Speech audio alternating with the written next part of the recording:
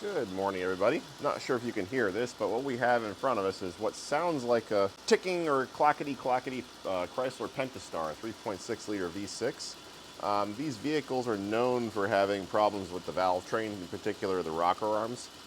Sometimes those needle bearings sneak out of there and the bad things happen. So I'm not 100% sure that's what this ticking is. It could be a fuel injector. It's kind of hard to discern because they're all kind of in the same area. What I think we're going to start off with, shutting the vehicle down, we'll pull the valve cover on this side just to do a visual inspection and see what things look like. If we do see some damaged rocker arms, we'll go ahead and replace all 24 on both sides. Moved you guys over to the passenger side wheel well where you can really hear the noise a bit better. It gets worse as it warms up, which kind of makes me think it's either a rocker arm or perhaps a lifter. So we'll shut the car off and we'll get into it. First step is to remove the intake tube, so this whole contraption here. So there should be a band clamp at the air box over here. So we'll start by just loosening that.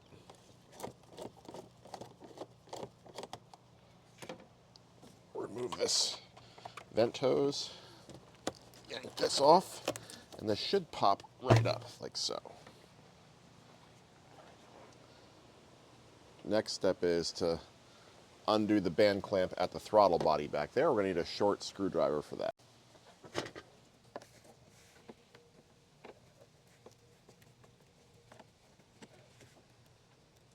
Okay, we'll undo, I think this is our intake air temp sensor. And I also am going to cut a zip tie that's holding on this emissions hose, the evaporative emissions. Got to be careful with this hose right here. I do have another video that I'm going to upload on replacing this hose. It's not fun to replace that hose. It's rather challenging. So they're very delicate. They like to break right at this joint, so be very careful with this one. Now, in theory, the whole intake pipe should pop right off. Got to remove the emissions, what do we call that? The, not an actuator. The name is escaping me. It's part of the evaporative emission system. Next, we're going to remove the 4 bolts that hold the throttle body on. Just because the throttle body is going to be in the way of some of the valve cover bolts. There may be a way to do this without removing it, but I'm going to remove it just for my own sanity.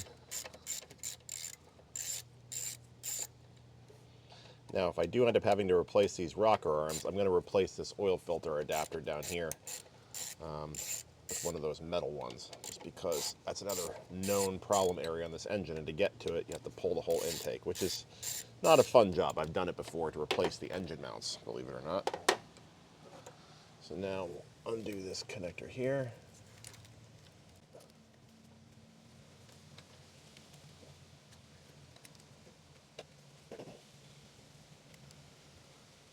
That one doesn't want to come off.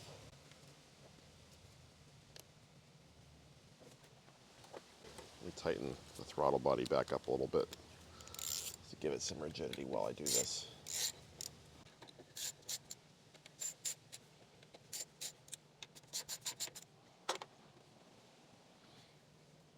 I really do detest some of these locking tab designs.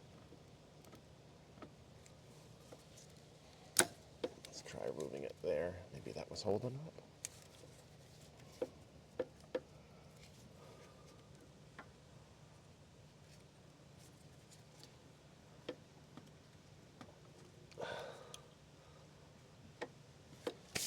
That thing's on there. Actually, removing the throttle body may not be enough. I can't get access to the valve cover bolts that are under this, so I may have to pull the whole intake just to look under this valve cover here. All right, I'm not going to dwell too much on removing the intake just because I've covered that already in another video. I did a video replacing the engine mounts, and to replace the engine mounts in this vehicle, you have to remove the intake to be able to jack the engine up to be able to get the new mounts in, or I guess the old mounts out and the new mounts in. So that was a pretty laborious job. I'll leave a link to that video in the description or maybe in a pinned comment somewhere so you can see what I went through to remove that upper intake. So I'm going to get that off now, not kind of duplicate content, but if anybody needs to know how to get off this upper intake, just check out that video.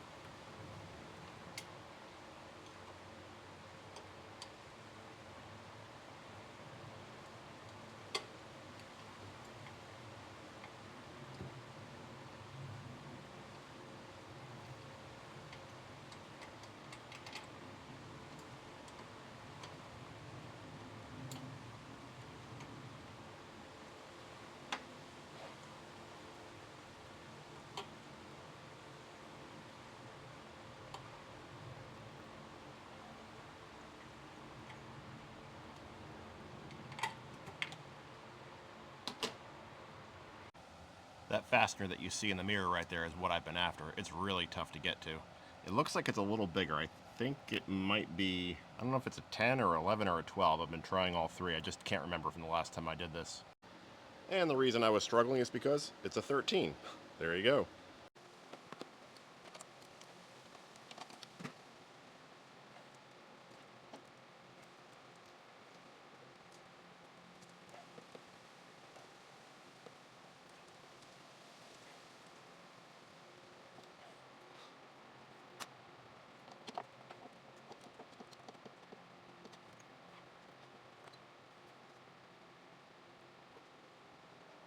In retrospect, I may not have had to actually remove this. It's kind of coming back to me now. I think you just have to loosen it to slide the bracket off these studs on the intake. Threw a little bit of blue tape on the intake just to keep it clean. Let's blow it off.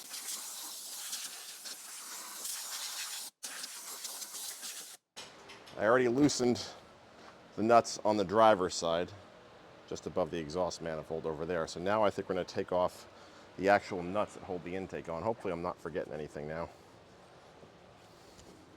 Guess we'll find out shortly, won't we?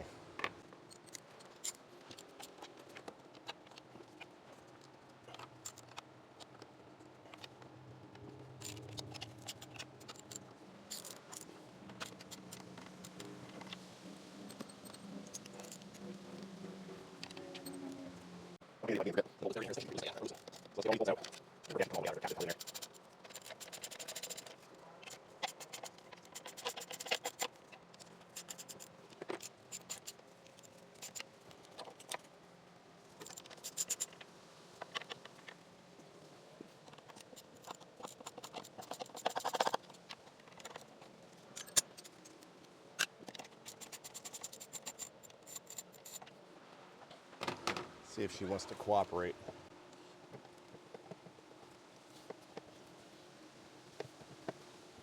Still got a wiring harness back here. What else is holding us?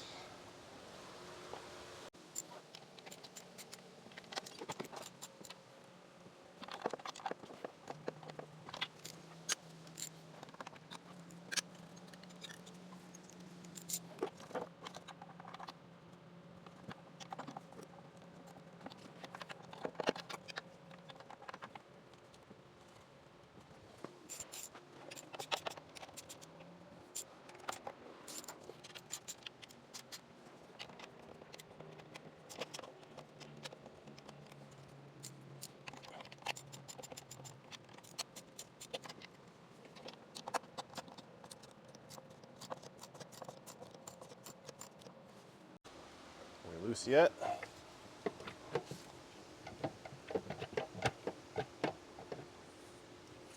Oh, something's still holding us. All right, I think we're free now. There we go.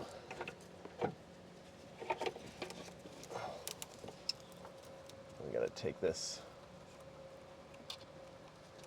temp sensor thingy off up here. I think it's a temp sensor. Of course, the red positive retention clip broke on it. Okay, got it. Now, there's still a wiring harness holding us on this side. So let's use our Christmas tree fastener tool to remove that. And half the time these things break.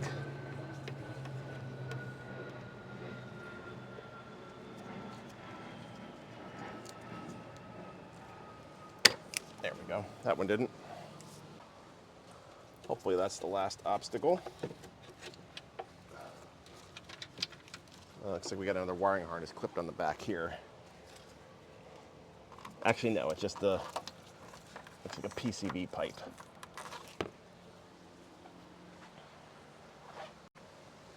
Got that disconnected at the PCV valve on the back of the valve cover. And this should come right off now. There we go. I'm beginning to understand why people replace the PCV valve as part of this job, because it's going to be difficult to get to under normal circumstances. Okay, now is a great time to remove these seals, because they're getting replaced anyway. Anytime you have this intake off, you should replace those seals. Let me get a seal pick.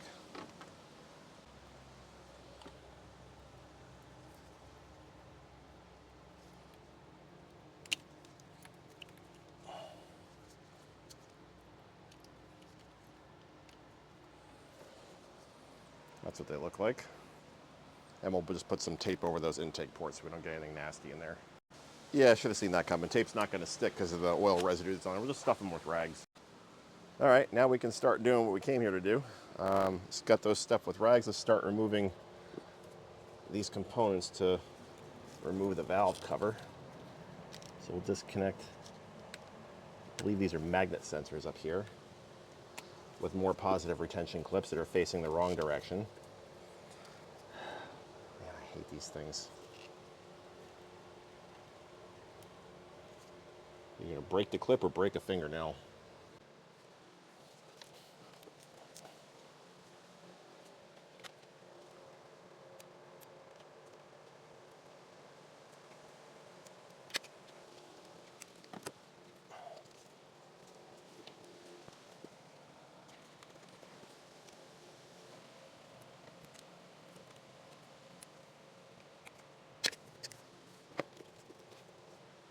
Working on undoing this harness all the way around the perimeter of the valve cover.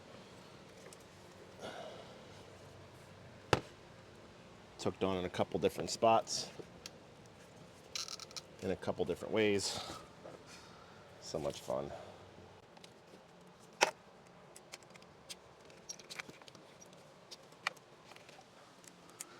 Oh boy.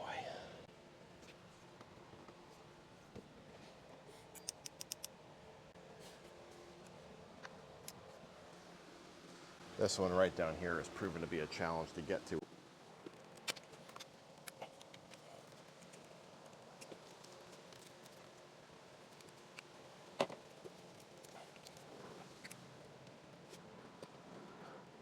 Yeah, I could pull all this stuff out to make room. I wonder if there's another tool I can use. Oh, we'll work somewhere else. Give it some thought.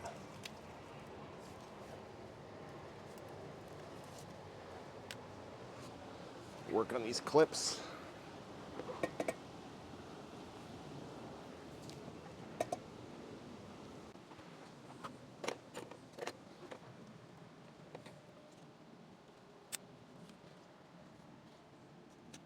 we go. I'm just going to mark those with a paint pen. I mean, they probably only fit in one location. Maybe only the harness is long enough for one, but it can't be too safe, right? So I just marked that one. By process of elimination, we know where this one goes.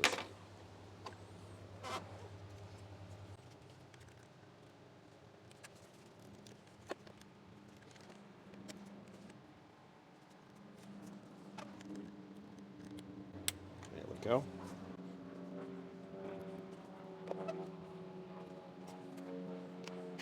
All right, so those are off. Got our valve cover bolts here. We can take off our coils. We'll mark them similarly. We'll do, I guess we just number them. Well, nah, we don't have to. I think we'll be fine.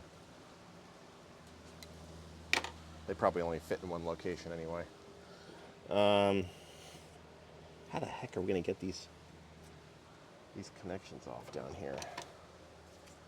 I don't want to cut them.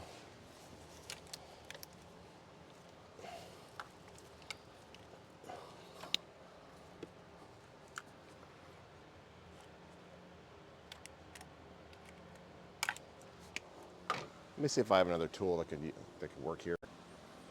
All right, I don't know how long it wasn't recording for, but I got all these clips, the wiring harness clips off the perimeter of the valve cover. Now I'm just loosening up the coils. I have just put some paint marks in the coil just so I know exactly where they came from. They're just 10 millimeter here.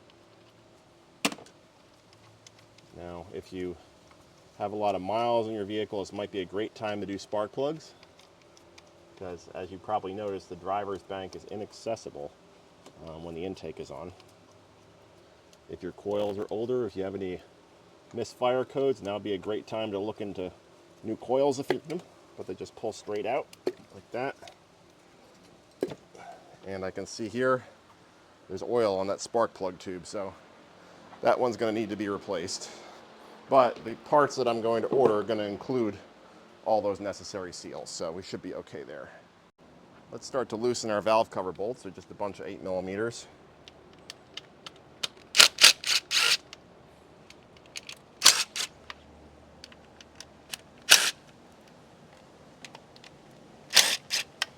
I did blow off the area with compressed air, just so we wouldn't get any unnecessary debris inside underneath the valve cover.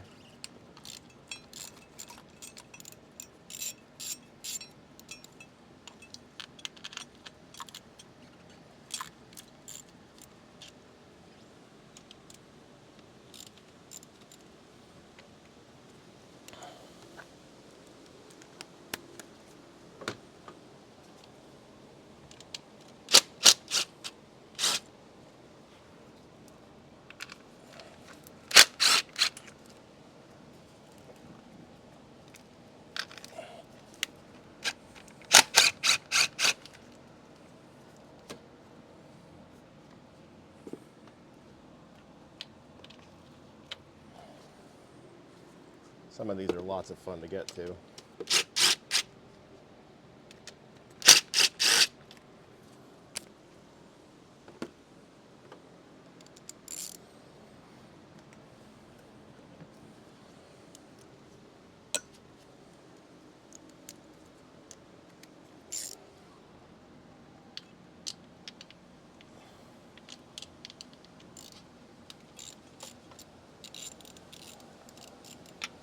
But in the grand scheme of things, really not all that bad. Smooth sailing compared to taking the intake off.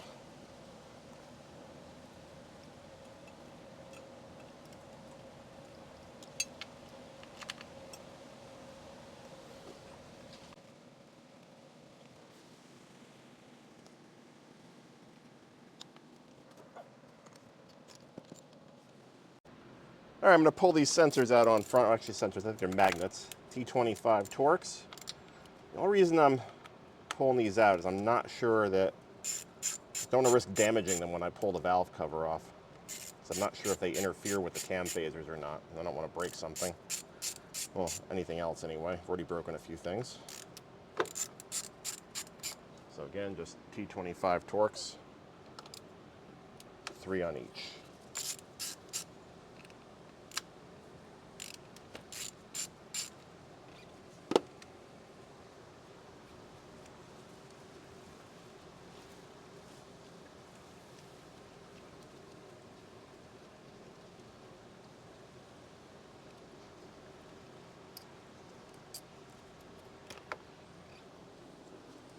Go ahead and we'll set this aside.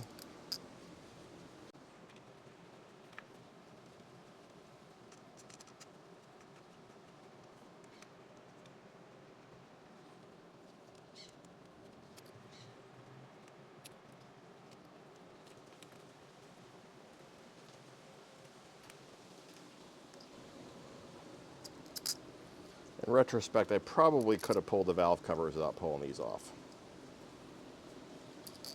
Not the end of the world, though.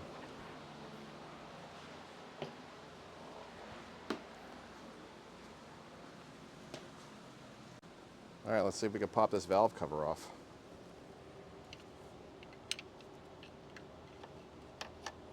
Not much to pry against.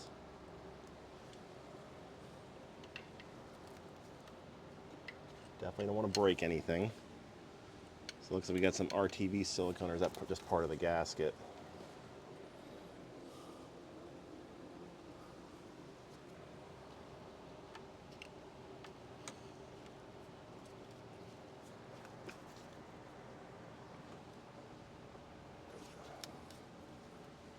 Yeah, there's not too many surfaces to pry from, unfortunately.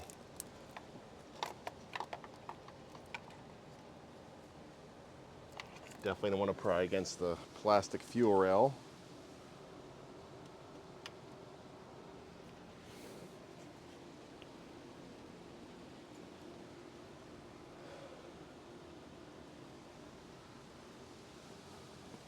We go like this,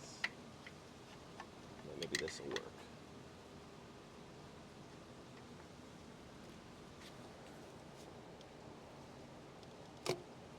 There we go. She's budging. I'm just prying against this metal boss right here. Very gently though.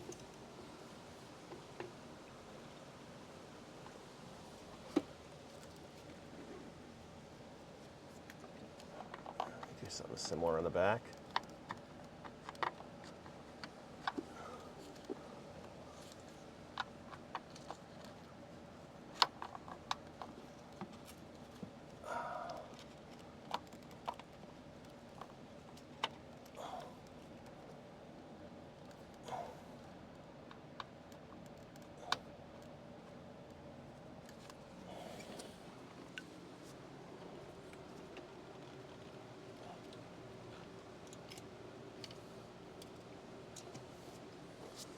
No, they're good. I think she's starting to come loose. Just been working at it from this edge with these pry bars.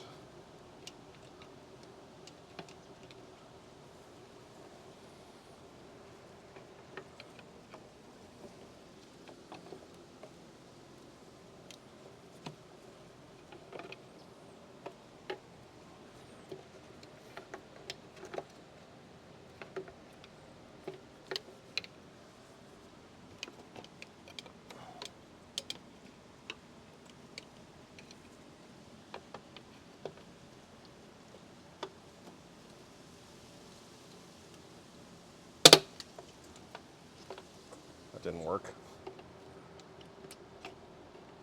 Broke a piece of plastic on the valve cover, one of those wire loom mounts. It is what it is.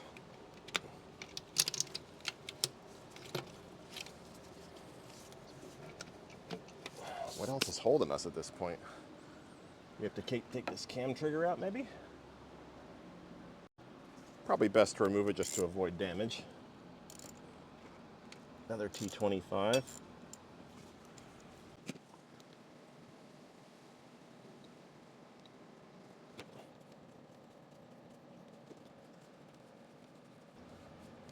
I feel like this thing had to come out. I'm glad I'm doing this. Would have broken something otherwise. Yeah, that wasn't gonna go anywhere. So, yeah, take your cam trigger out.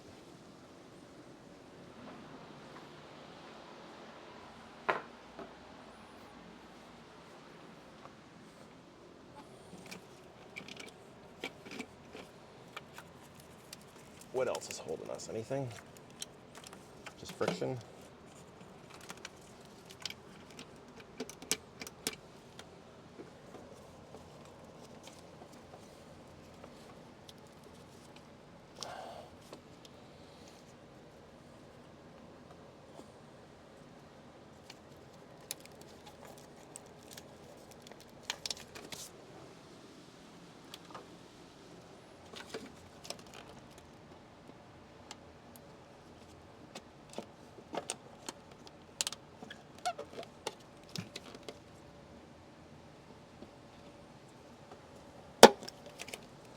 Missed one of those wire connectors.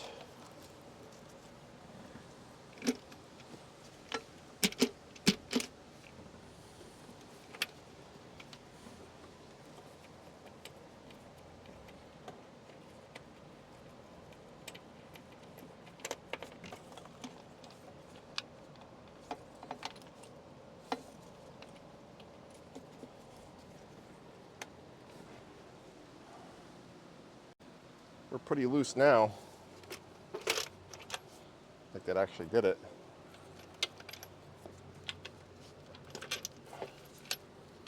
What is still holding us?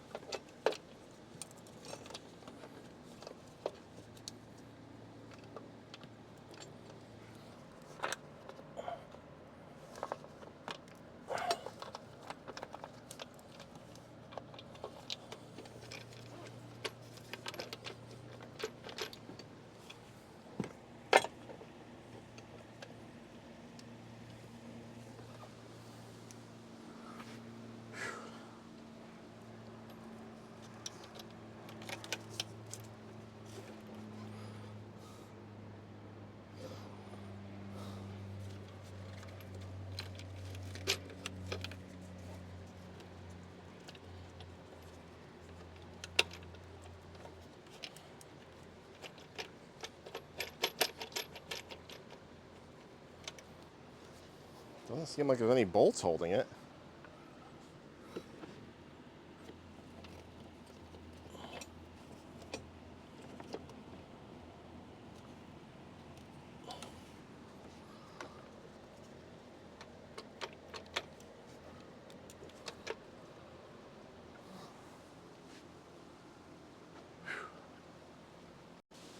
I think that PCV valve all the way back here has to come off to be able to get this valve cover off. That's a really another stupid design. They feel like they're just T25s like everything else, but there's this like rubber boot on there, and those bolts are really difficult to get access to. I can't even feel the other one. Is there another one? I don't even know. I can't tell. Oh yeah, down there. So I think we have to get this rubber boot off. It's probably just a press fit. Let's see if... I'm going to try to go at it a little bit differently. Does that fit? Yeah, it does seem to fit. All right, so let me get that boot off, and then we'll see if we can figure out how to get this thing off. All right, so to get the boot loose, I took a pair of channel locks, just kind of twisted it back and forth to break that seal, and then you just kind of work it out by hand. It's a tight fit for hands and for tools. I'm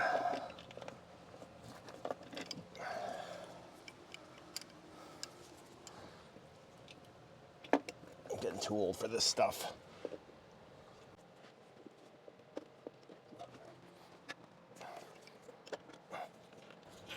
There we go.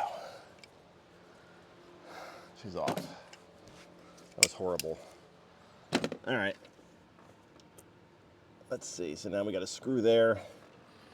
I saw another YouTuber used a T25 inside of a 1/4-inch wrench. I thought that was a pretty good idea. So I think I'm gonna borrow his idea. I got a 1/4-inch wrench around here somewhere. Here we go. So I'm gonna go tape that up so we can try this out. I believe the other YouTuber used something like this. So we'll give this a shot.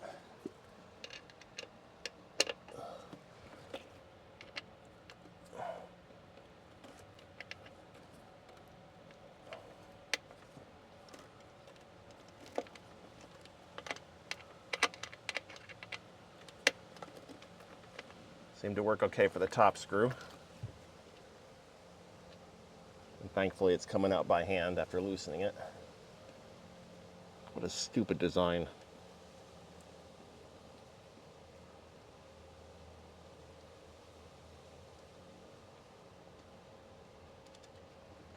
Okay, one.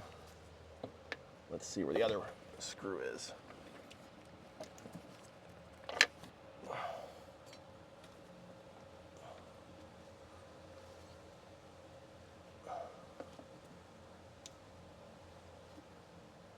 Maybe down here? Can't really even tell.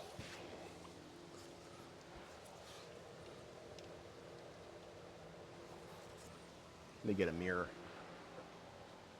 This tool worked kind of nicely. It's actually a T20, not a T25. I misspoke. But I was able to loosen the bottom screw with that tool, and I just took a T20, like a freehand one, and just took it out the rest of the way. So I'm about to pull the PCV valve now. Hopefully I don't drop that bottom screw. She's coming. All right, she's out.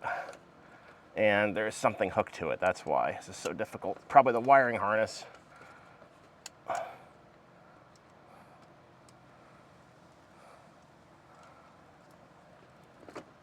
Yeah, the wire harness is hooked to this PCV valve. What a stupid design. Yeah, it's hooked right to the side. And that screw, is it captive?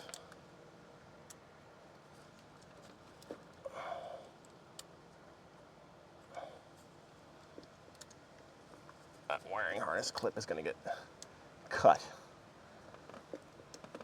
Because that's really what made this so difficult.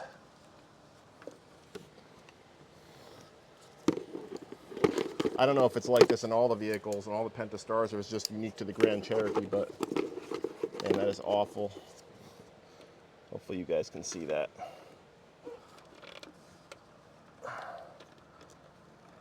All right, so the screw is out.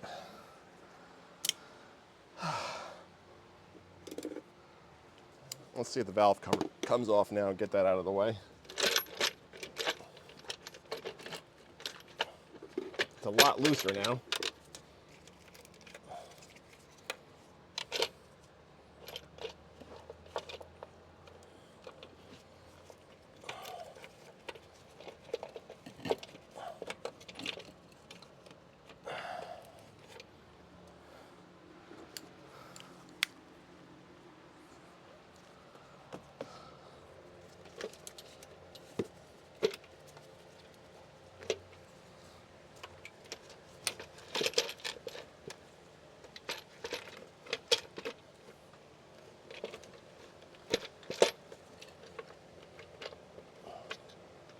What on earth is holding us still?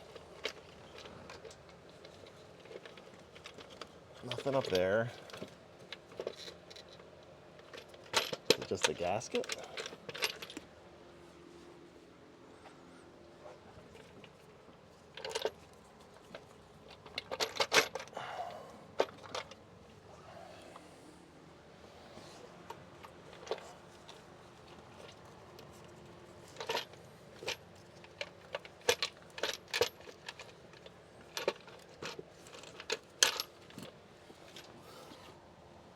I don't see anything in the way.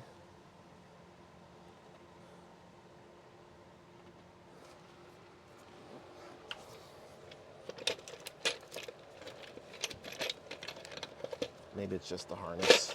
Yeah, it's just the harness and the valve cover seal. All right, let's see. Yeah, just the gasket in the way. Let's get that out of the way. Let's take a look and see what we see. Man, that sucked. I'll get you guys in here closer in just a minute.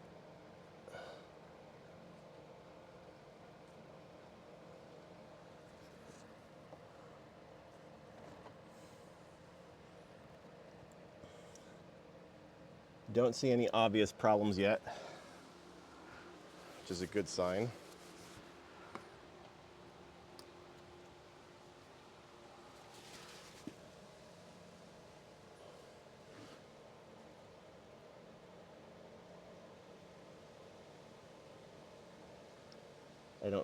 I don't feel any wiped out cam lobes, which is also a good sign.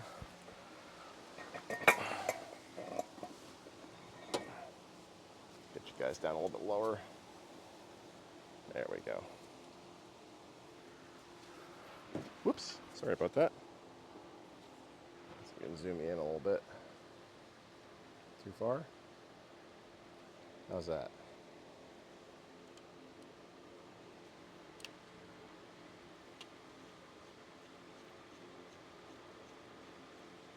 Hopefully you can see there.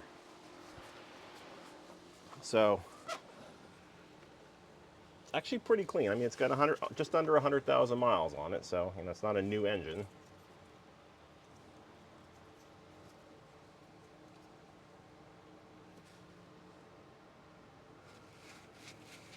What I'm looking for is obvious signs of lift or damage. And thankfully I don't see any. Probably have to pull the cams to be able to see, and I have a tool on the way to do that.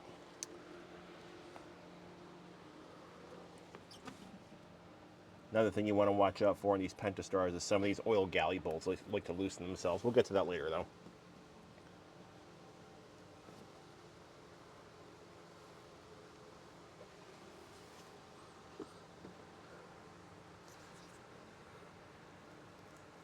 So, rocker arms are right down here. And that's kind of what I was worried about with this vehicle is what are they going to look like and how damaged are they going to be. Sometimes when they get really damaged, they'll actually mess up the cam. I'm feeling the cam lobes. I don't feel any roughness or any signs that a lifter has contacted a cam lobe. So that's all good news so far. Here's our PCV valve. All dirty.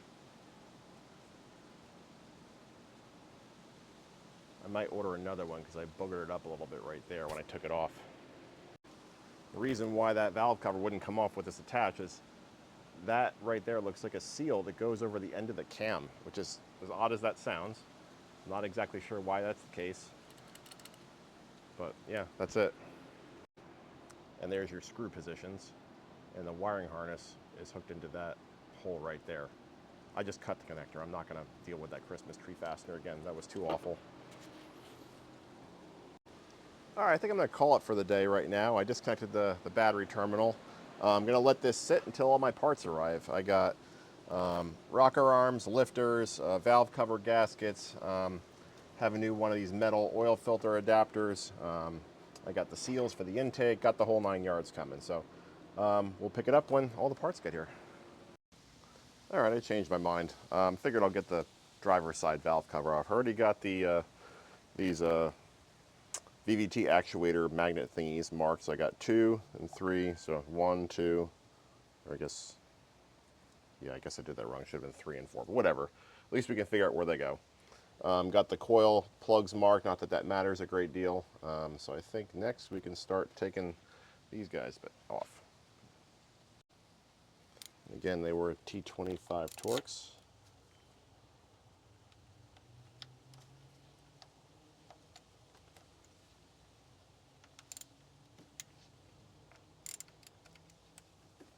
One of them is very conveniently located right next to the coolant hose. Right down here. I really don't feel like taking that apart, so I'm going to see if I can get a different tool in there. Going to give these a shot. I don't think they make these anymore. I can't find them for sale. But that T25 one there fits in there perfectly. No need to remove that cooling hose. Not that it's a huge problem, but draining the cooling system or part of it's just one more thing we got to do and one more thing we got to undo.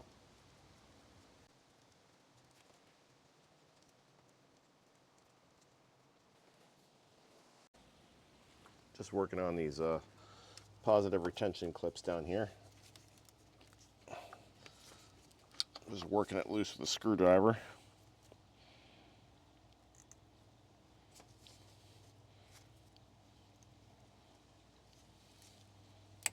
There we go.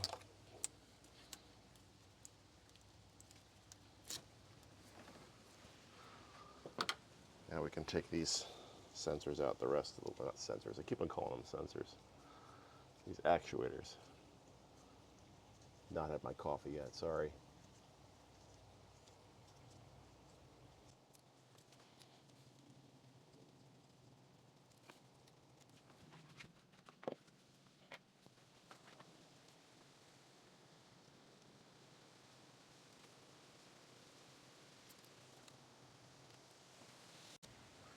Next I'm going to work on the wiring harness clips. There's one there, there. I mean, they're everywhere. I'm going to work on that off camera, just not to bore you guys.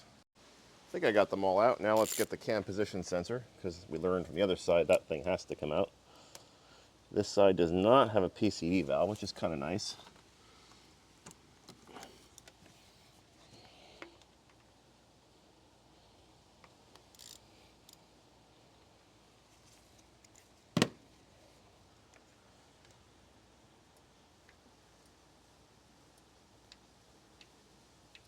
And this side, the connector is facing the back of the engine. I think that was the case on the other side too.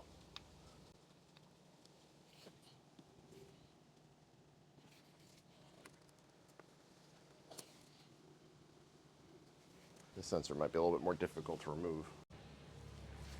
Try getting up there with a screwdriver and just kind of walking it out.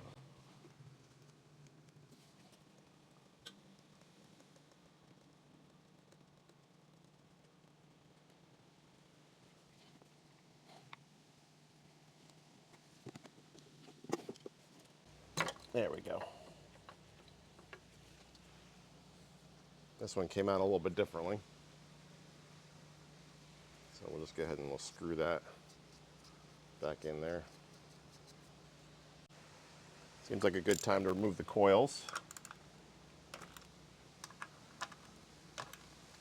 I did order 3 new coils for this side. There's nothing wrong with them, but just because coils sometimes go bad and how fun and accessible this side is, I decided to replace all 3 of these coils on the driver's side.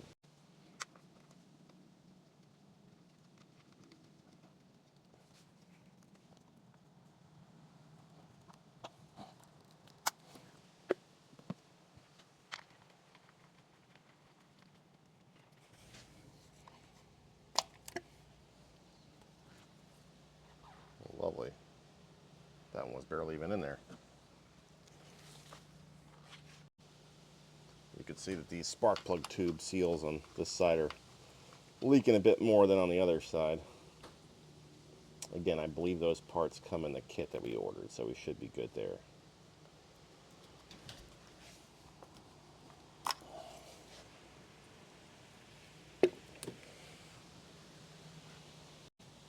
Now we are going to have a little bit of a challenge on this side because of these brackets here and here. That's what the upper intake bolts to for rigidity. I do remember having to loosen those once for, oh, you know, I think I had to do that. I can't remember anyway. They had to get loosened, but you can see they're going to be in the way of the valve cover coming off. And the fasteners for those are very, very inaccessible. So I believe they're a 13 millimeter. I'm going to grab a ratcheting wrench and see if we can loosen them up. You guys aren't going to be able to see this, but let's see how good my memory is.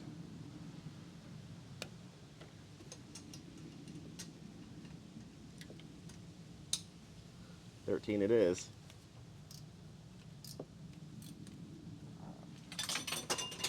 And there goes my wrench. Awesome. See if I can get away without removing this entirely.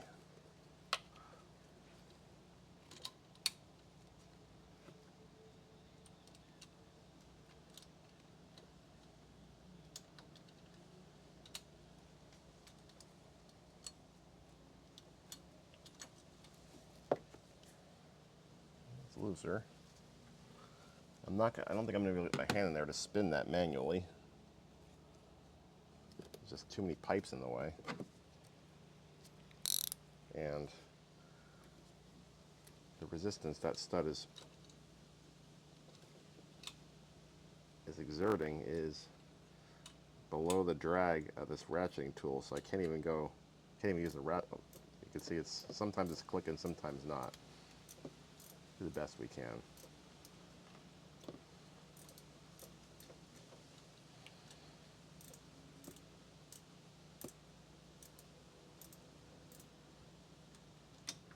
How's that looking? I might do it. The other stud on this back piece is a lot more interesting to get to, as I recall. I'll fight with that off camera. Let me try this. Maybe I'll get lucky. I'm going to try taking the valve cover up without removing those brackets.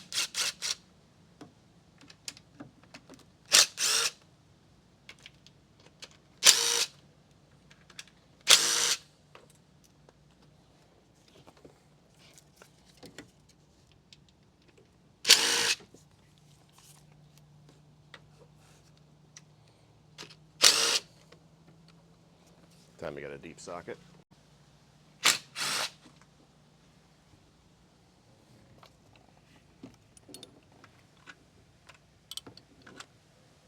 Huh.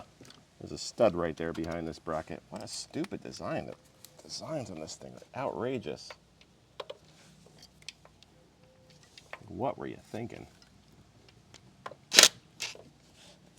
Don't want to round that one off. It might be what you get, though, when you design an engine to fit about 1,000 different vehicles. We'll use the ratchet on that one.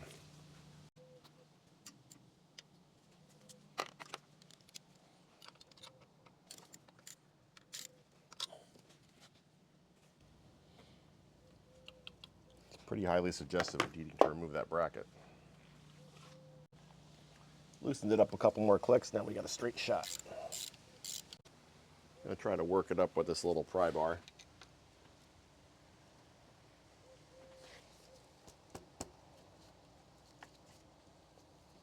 Trying to be gentle because it is plastic.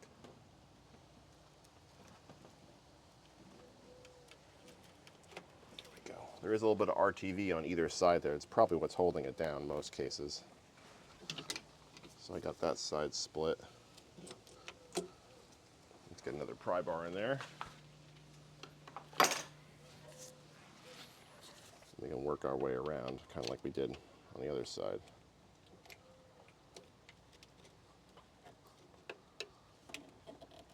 There we go. I think we popped that RTV.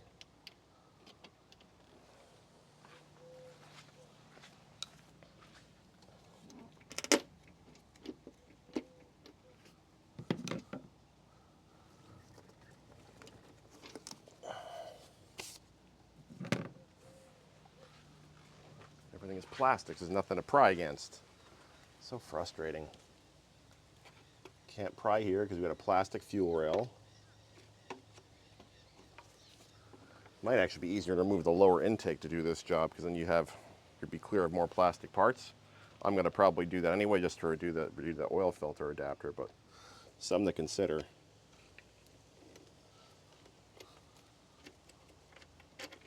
Just make sure all our bolts are zipped out all the way. All right, got the whole valve cover loose. I'm going to see if I can kind of rotate it this way and slide it out from the top, so we don't have to remove that bracket. But I'm not sure if that's going to be possible. It looks like it's pretty well in the way. What a pain in the neck. Who designs these things? I think we already know the answer to that question.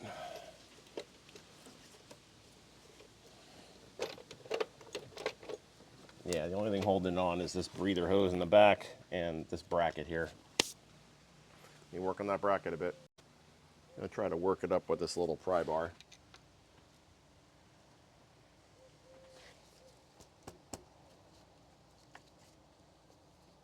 Trying to be gentle because it is plastic.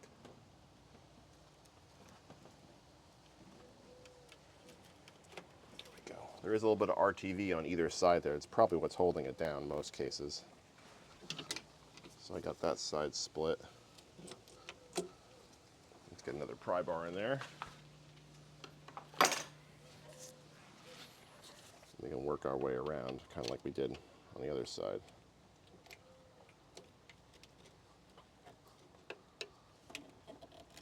There we go. I think we popped that RTV.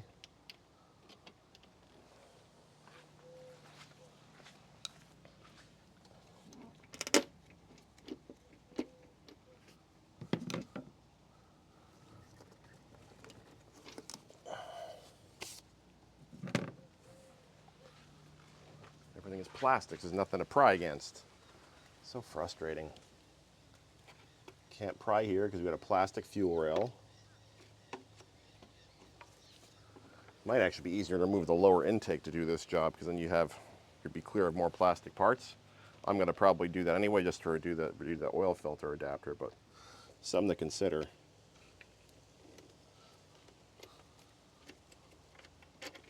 Just make sure all our bolts are zipped out all the way. I removed a couple of wiring harness clips on these brackets, and also took out that tube that goes to the air box here. It just goes to that nipple in the back of the right valve cover to give a little more room. All right, turned it a couple of turns with the wrench. Let's see if we can sneak this thing out yet. Oh, so close. Maybe a couple more. What I found works well is to pry against the, there's a little metal bracket on one of the coolant lines that bolts onto here. If you pry against the stud, pulling the coolant lines out of the way, you can turn it from the back with an open-ended wrench, about 1/8 of a turn at a time. It's one of those fasteners. So I'm just loosening it, no more than I have to, little by little. Let's see if the valve cover comes off now.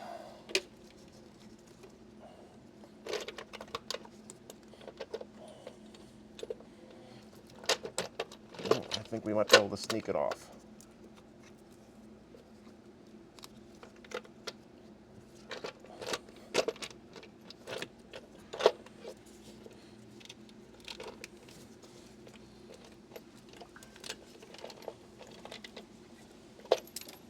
Whoops, lost one of the front bolts. I think that front stud needs to be loosened a bit more.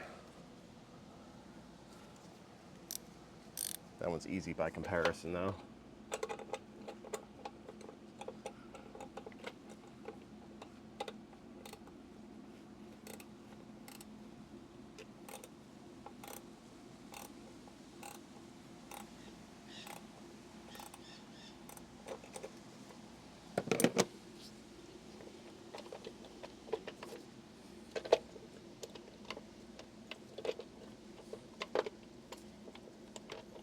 happened here?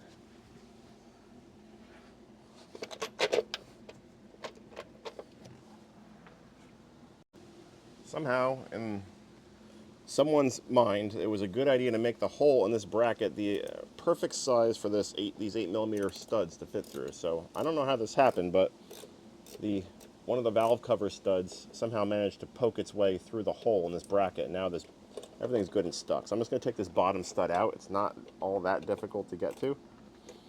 And we'll just remove this one bracket entirely, hopefully just this one. Brackets off. That's how many threads you're dealing with. So a good number. Let's see if we can get this valve cover off now.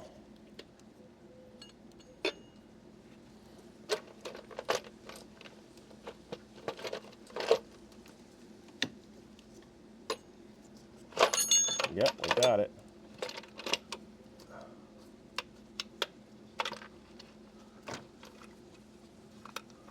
Something's still holding us. What's holding us? Oh, it's just the gasket. Let's get this over to the bench. All right, it's been about a week. Ended up calling it just because I ran out of time. It was a Sunday, so now we are the next Saturday. It is pouring rain and incredibly windy in South Florida right now, so I can't get too much back to the car today, but I figured there's some stuff we can do on the inside with the door shut and better audio while we're waiting for the weather to get nicer. So before we get into that, I figured I'd just show you all the parts that I'm going to be replacing. So I think I showed you last time, these are our 24 rockers, 24 lifters, got 6 spark plugs right here. I'm going to do the 3 coils on the driver's side because, again, that driver's side bank is very difficult to get to really impossible to get to with that upper intake on. I have a set of upper and lower intake gaskets. I have a Felpro valve cover gasket set. Comes with 2 new valve cover gaskets, spark plug boot seals. You probably saw when we pulled all this apart that those tube seals were leaking. You could see the coils, like this is one of the coils here. It's all like oily and nasty, so we're going to be replacing those, and so stop all the oil leaks. Let's see what else we got. An aftermarket PCV valve, though I think it might actually be the OEM one, because if you look at the OEM one very carefully, on the back is the one we took out of the vehicle. So we can zoom in a little bit. Right here, not sure if you guys can see that. It says SMP, that stands for Standard Motor Products. The OEM valve was like 88 bucks. The Standard Motor Products in this box, V500, this was 20 bucks. Probably the exact same thing. So quite a bit cheaper. Got a new PVC tube to go with it, just because this boot, I probably damaged it a little bit taking it apart. This is an aftermarket part by Gates, so also good stuff. And over here, we have an aftermarket all aluminum oil filter adapter. So we're going to do all this stuff at the same time. And this comes as part of a kit. You can get this from Dorman.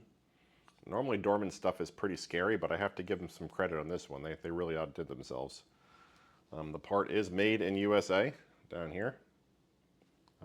So yeah, OEM one is plastic. I have had to replace those before, not on this vehicle, but another vehicle.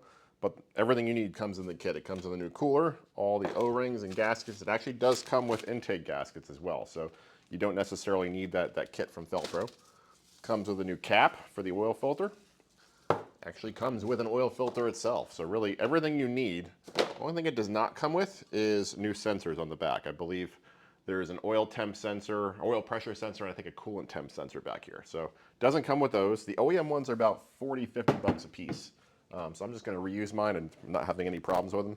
Taking a bit of a gamble there, but that's what I'm going to do. In addition, let me move you over to the left a little bit. Picked up these special service tools. So 2 different versions, both available on Amazon. Leave links in the description to all this stuff, so don't worry about trying to screenshot part numbers or anything. I'll give you links to all this stuff. These are the tools that you need to relieve tension on the timing chain so you can do this job without taking the valve cover off. This tool is made by OMT, Orion Motor something, Orion Motor Technology. I forget exactly what it stands for. Oh, wait, does it say it on there?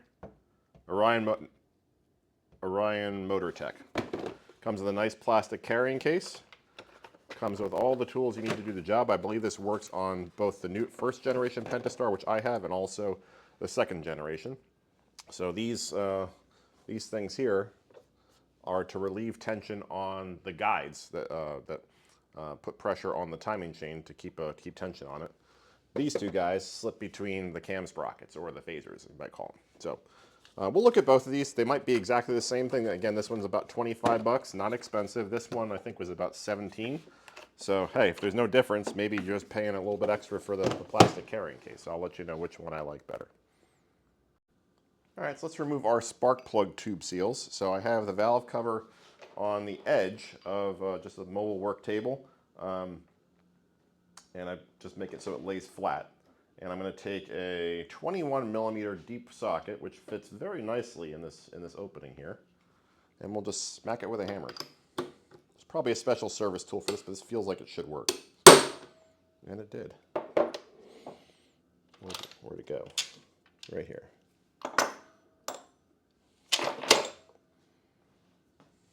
There's your seal. So it came out this side facing down, so it was like that. So there's, wait, is that right? I think it was tapered side down. Let me look at the other ones. Yeah, so that tapered side is down.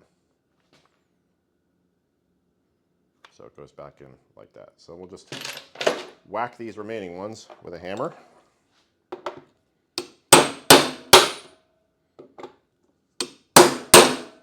There we go, all three are out. And again, this is exactly what they look like when they came out. So this side was facing up.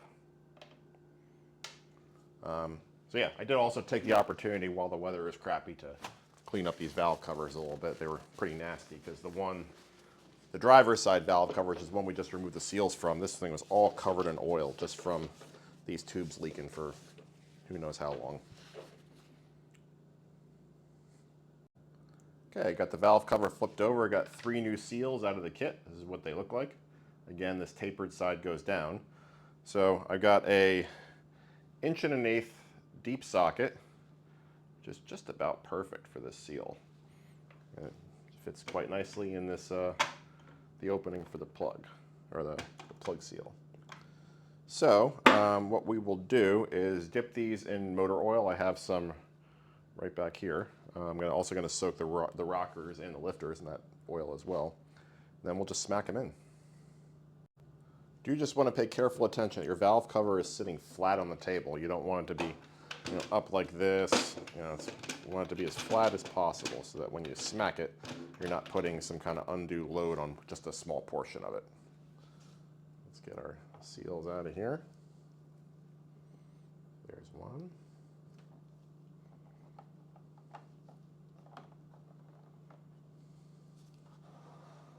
Still a little bit of oil in this. Probably more oil than I needed to have in this container, but it is what it is. Get them as straight as you can. Before I go ahead and smack those in, I'm going to remove this cam seal because it seems, cam sensor seal, because it seems like the valve cover sits a little proud because of this seal, just how it's situated. So just pry that out. Hopefully that'll allow it to sit a little bit more flush. If you're not sure if they're in all the way, you can use the other side as a reference. So you can see these are sticking up ever so slightly.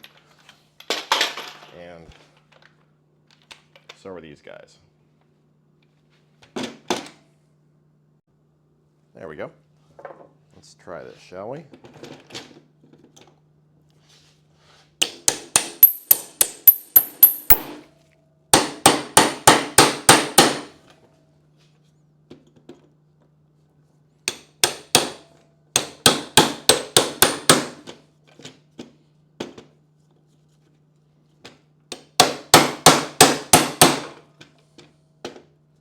Not too tough.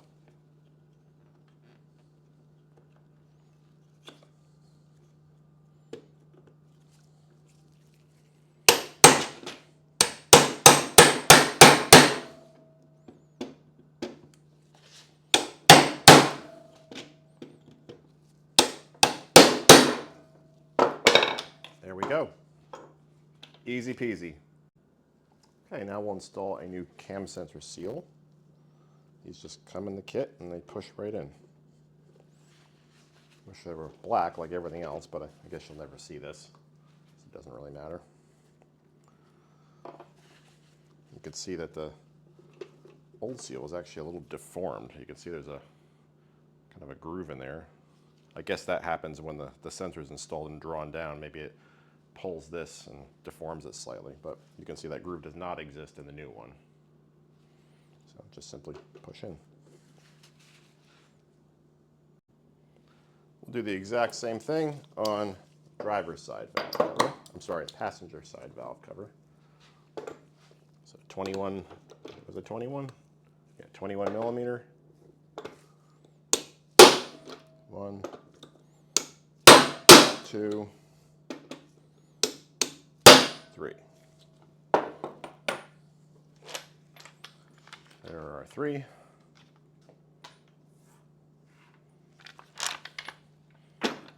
Clean that out really well with brake cleaner. If you're not sure if they're in all the way, you can use the other side as a reference. So you can see these are sticking up ever so slightly. And so are these guys. Got it cleaned up a bit. Get 3 more seals, we'll bang these in as well.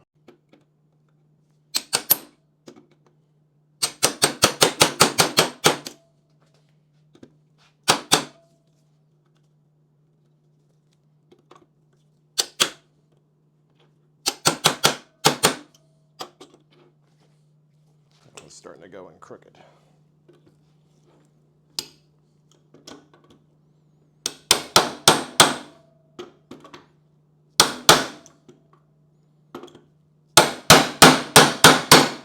There we go, fixed it.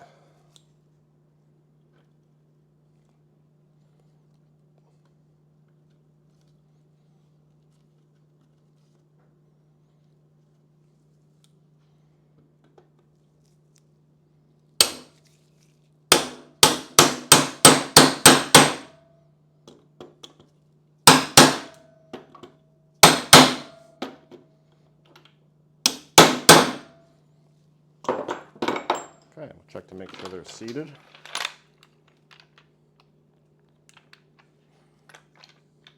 You can check with a flashlight through the top. Make sure it's seated all the way around. These look good. It's really coming down now outside. I think all we're going to be able to do that's left inside is probably assemble that oil filter housing. I did dump all of the lifters and rocker arms in this bin of 5W20 motor oil. Just going to let them sit there for a while and just make sure there's plenty of oil in those bearings. Just every once in a while you see a little bubble come up out of the oil, so just let that cook there for a while. On over to the oil filter adapter. I just have it sitting loosely in the vise. Let's install our seals that come in the kit. Good idea to blow this thing out with some compressed air before you assemble it, just in case there's any debris from when it was assembled. And drop the cooler in place, only goes on one way. And they give you a bunch of T30 Torx fasteners, and those get torqued to 109 inch-pounds. That's all in the kit. Instructions included. Let me get a longer extension, because actually this will work.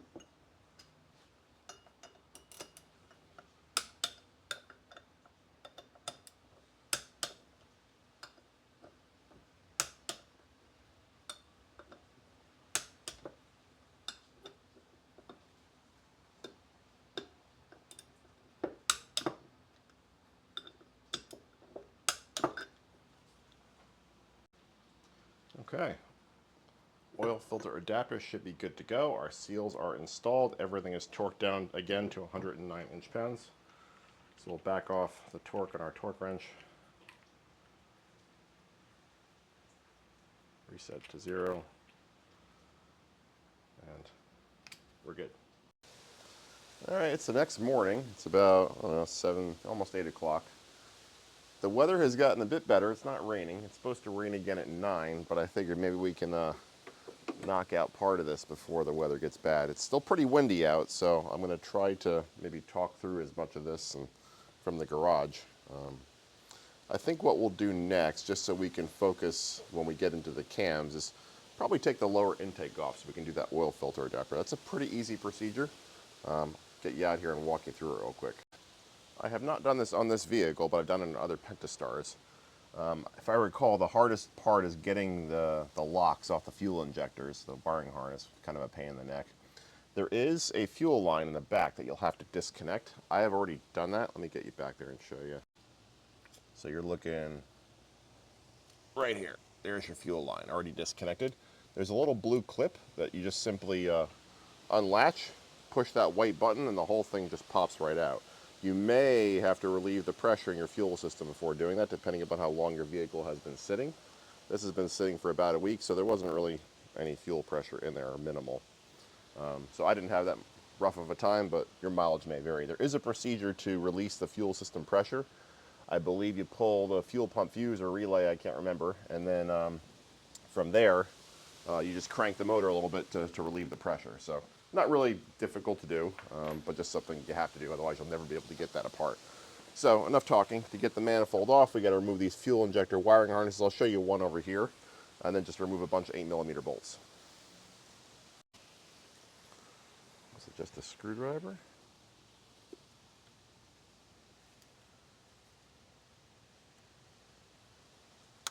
Yeah, there we go.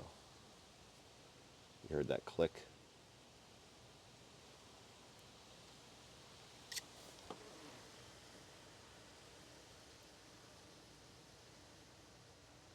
I think. Was there a click? Maybe not.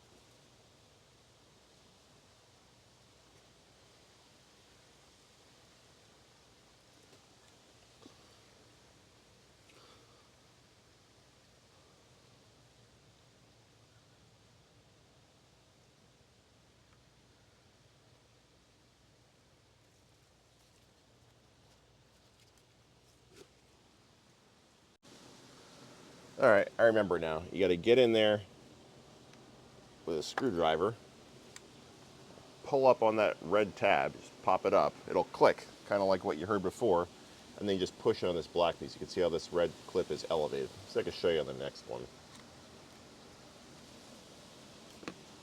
Get you in a better position, maybe. I don't know, can you guys see any of this?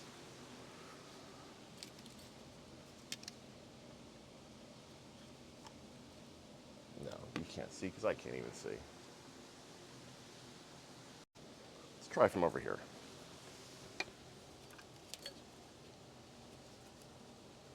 Getting the screwdriver under there. Pull up. Or break the connector.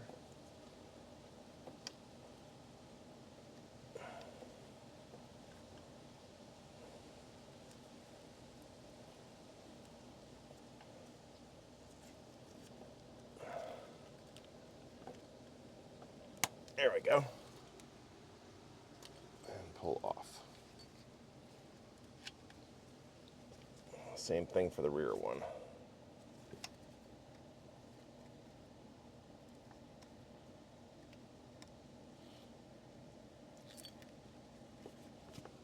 You get the idea. Do that for all 6.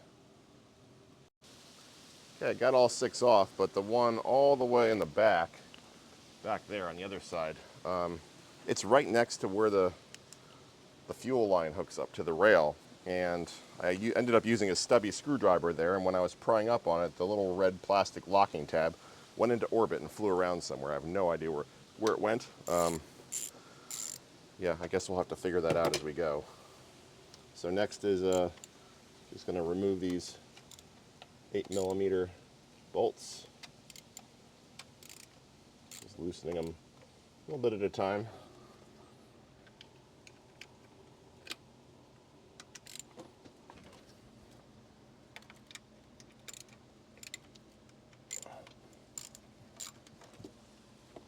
Doesn't feel like they were all uniformly tight.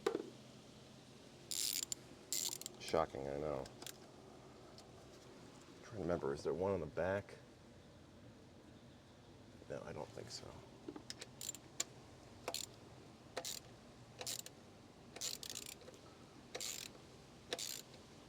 We'll look around for that tab some more before we close everything up. I didn't look on the ground, so it could very well be there.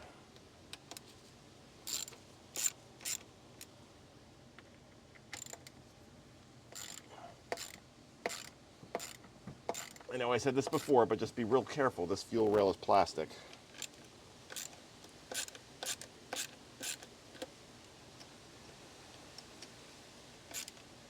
You get the idea. Get all those bolts loose. And there is one all the way back here by where the fuel line hooks up to the rail. Can't really see it, and that one was actually quite loose. Barely tight at all. I wonder if this intake's been off before. I haven't taken it off on this vehicle.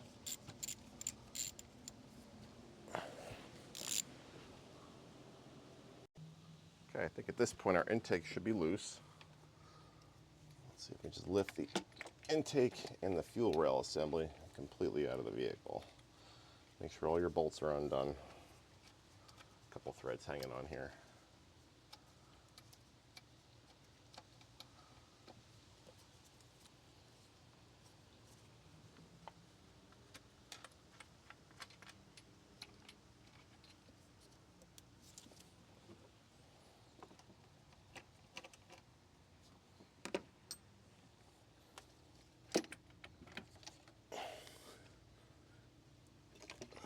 We have a wiring clip in the back somewhere.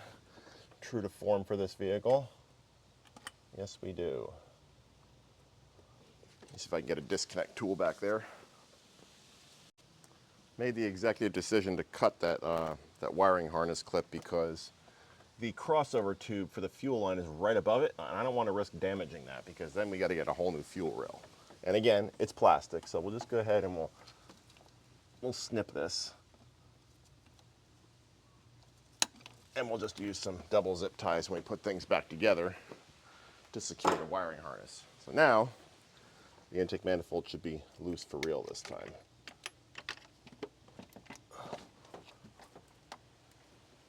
Now what's holding us up?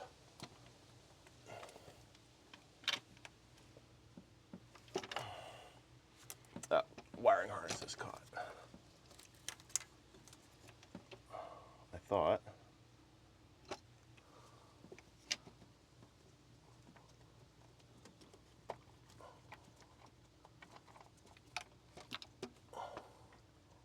Is there another stupid loom back there? Oh man, there is. I love positive retention as much as the next guy, but for all that is holy, make it easier to undo the positive retention. Shouldn't have to cut stuff or risk breaking stuff to undo it.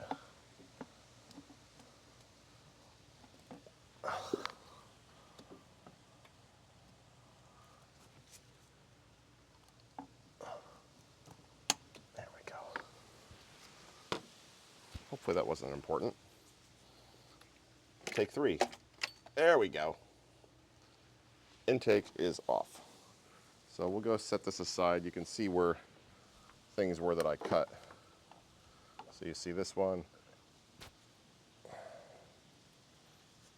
Right here, this gray thing, and there was a brown one below it down here.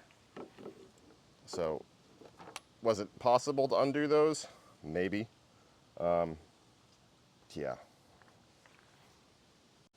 And there's the fuel injector clip I thought I sent into orbit. It was just sitting right under the intake manifold. This is what things look like. Get a little light.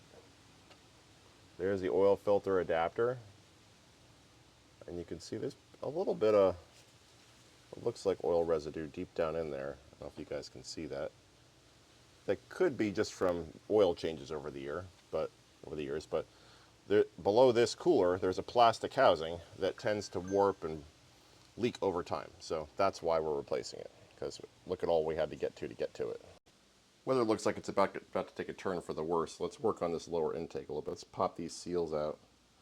They look pretty flat. I wouldn't be surprised if these things were leaking. This one's rolled over even.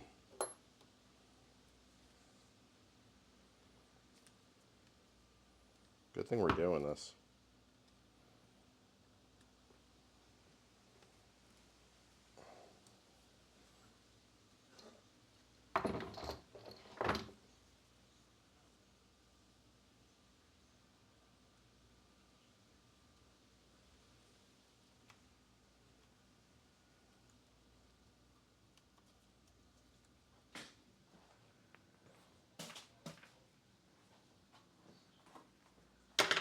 I'll clean this area up a little bit with a little bit of carb cleaner.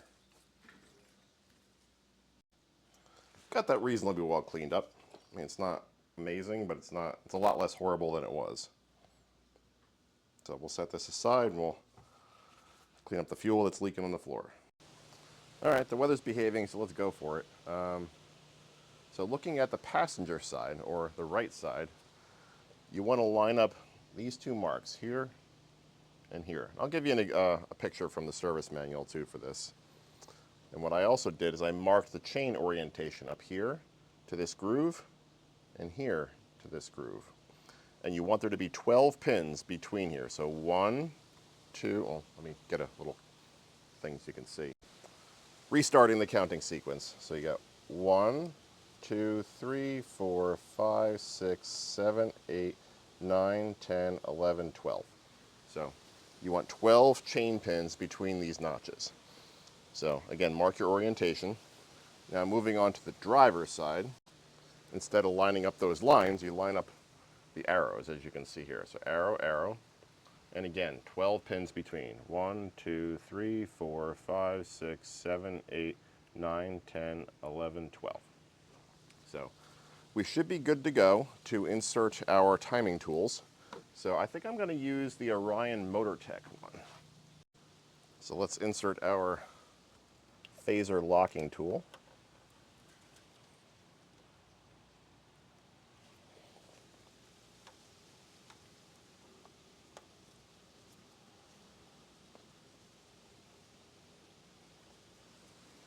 Maybe.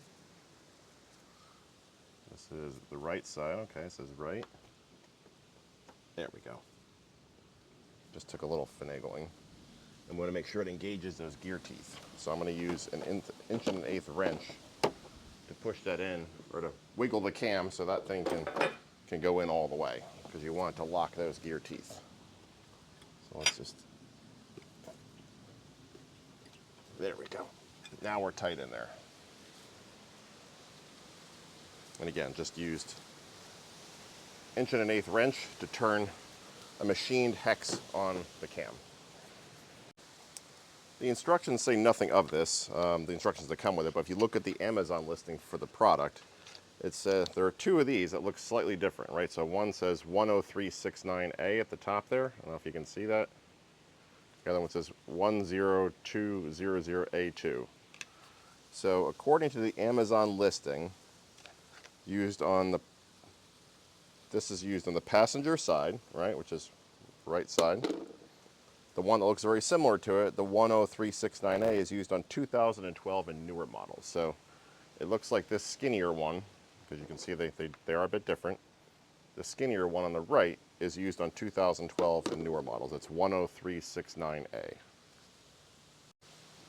All right, apologize for the wind noise, but it's picking up. I did also mark these oil control valves, these nuts there. These are called oil control valves. So I just put a tick mark, 1, 2, 3, and 4 on the right. I put similar marks in the phaser, 1, 2, and over there 3 and 4. So now let's loosen up one of these cams. So I'm going to start with the exhaust side. I'm going to stick a wrench on the cam like so, again 1 1/8. I got my breaker bar with a 36mm socket here. They are pretty tight. There we go.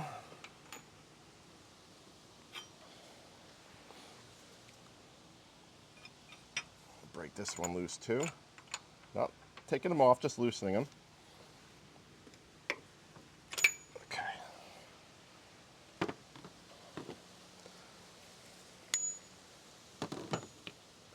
Now we can take our narrow tool, the 10369A, and insert this so that it relieves tension on the chain.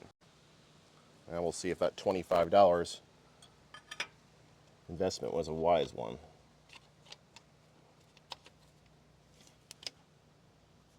Actually, we need to take this lock out.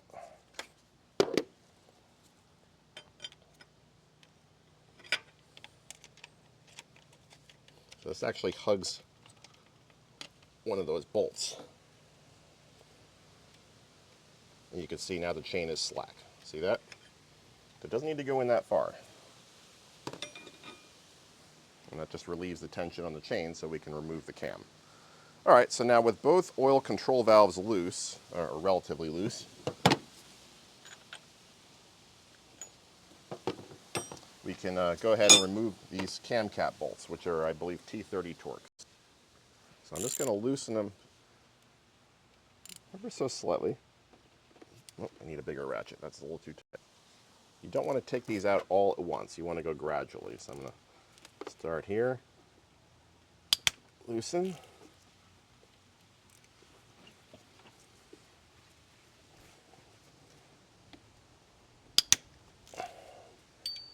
Skip over to here.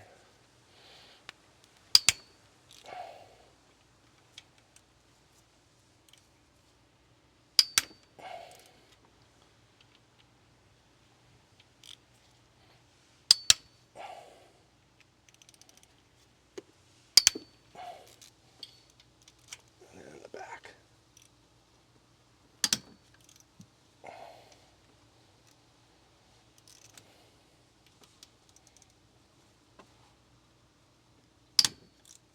Okay. Now we'll just gradually loosen these, a little bit at a time.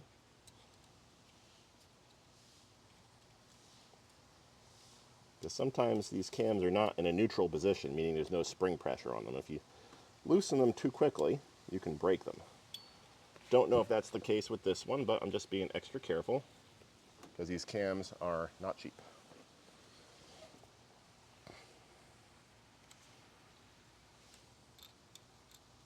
So our cam bolts are loose. I'm going to remove this oil control valve completely.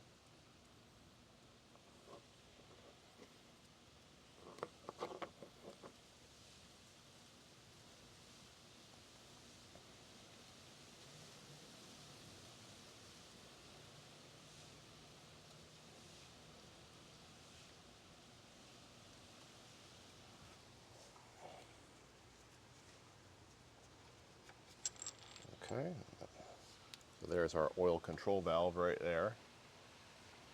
I'm going to set this aside on the bench.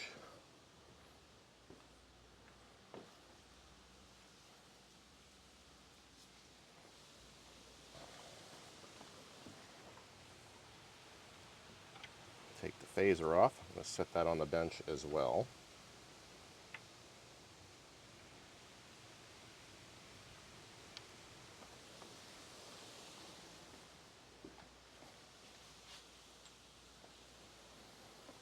And now we can finish taking out the cam. Now you want to pay attention to where these caps come off of. They are marked. So if you get them mixed up, there are markings on them. The arrow on the cap faces the front of the engine. So I believe they're numbered 1, 2, 3, 4.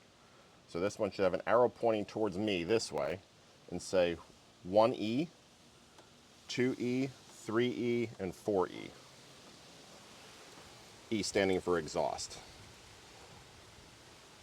Let's take a look and confirm that though. Again, you have to make sure you put these caps on correctly where they came off of. You do not want to mix them up or flip them around or anything like that. So let's just take a look and make sure my memory here is good. So this cap is free. This one should say 1E with an arrow facing me. And I don't know if you can see that, but it does. So I'm gonna go set this aside on the bench. And there's the fuel injector clip I thought I sent into orbit. It was just sitting right under the intake manifold. This cam actually looks pretty good. I don't see any indications that there was a problem with any of the lifters that would have damaged the cam. So none of the markings on here catch a fingernail. One point of interest when you're handling these cams, do not get anything magnetic near this tone wheel back here, otherwise you'll need to replace the cam. It can disrupt the magnetic field, which is used for the cam pickup. So I'm going to go grab the lifters and the rocker arms from the motor and line them up right next to the cam lobes. Okay, got them all out.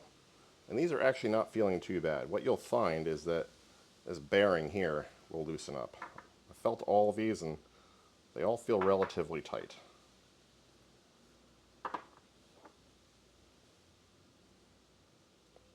So yeah, let's grab our lifters. And like the rockers, we're just going to keep them lined up where they came out of.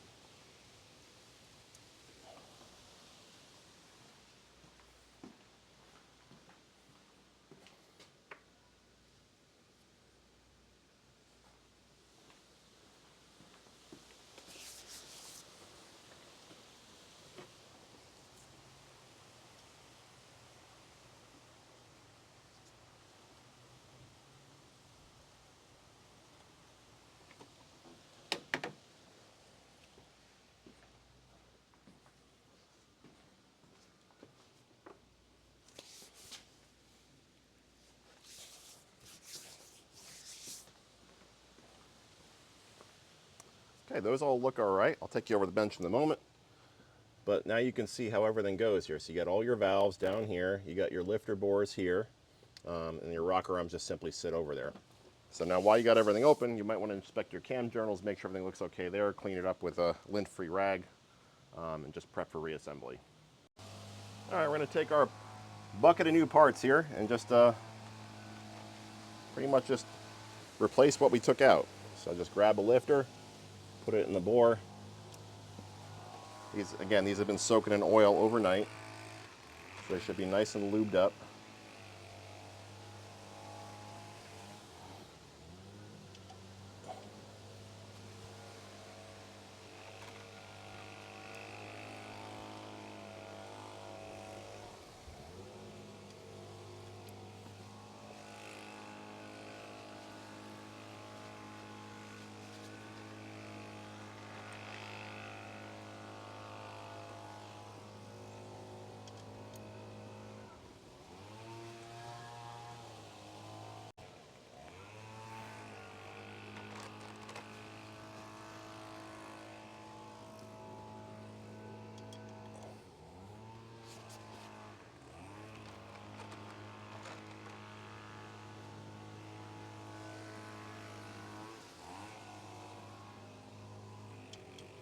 All right, so we should have one here, here, here, here, here, and here.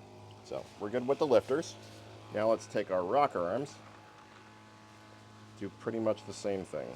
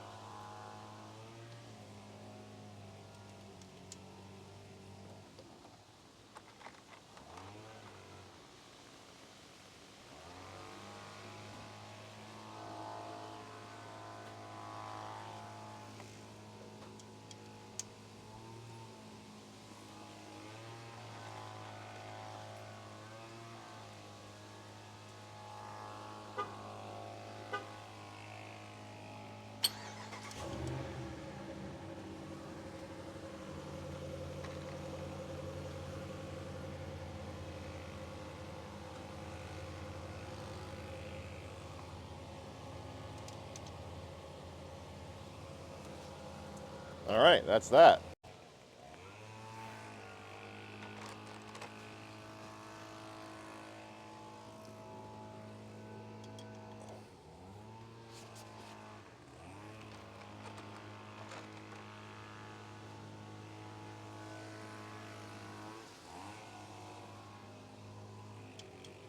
All right, so we should have one here, here, here, here, here, and here. So we're good with the lifters.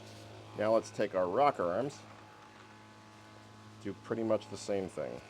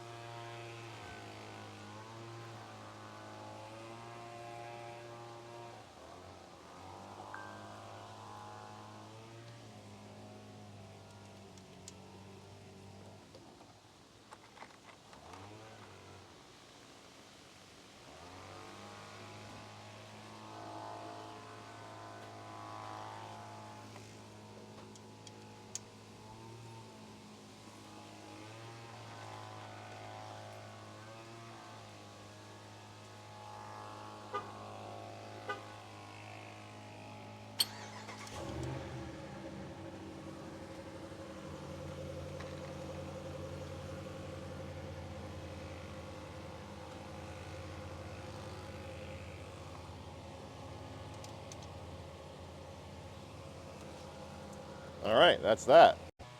Now we'll take our cam. I'm gonna put some of this assembly lube on the cam and also the cam journals, just to make sure that when this thing starts up, all these bearing surfaces are nice and lubricated. This stuff is pretty sticky, which is good.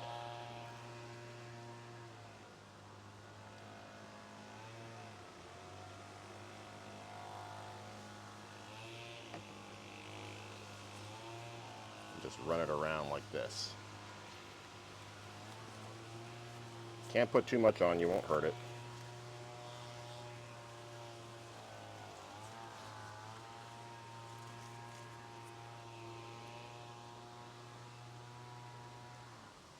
You also don't need to put a ton on.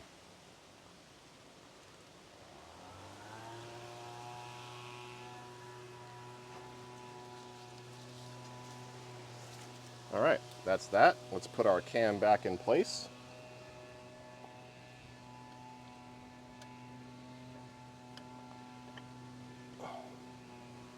Just like so. Wind is picking up, but I'm just gonna grab our bearing caps. I'm gonna do 4E in the back. I'm not tightening it down, I'm just kind of putting it in place. Remember, arrow towards the front. I'm gonna go get the others now. All right, time to tighten these bolts. So on the exhaust side, we're gonna go 1, 2, 3, 4, and then I believe it's 5, 6, 7, 8. Let me just double check that. Yeah, I had it right, and it's gonna be 89 inch-pounds. Inch-pounds, 89.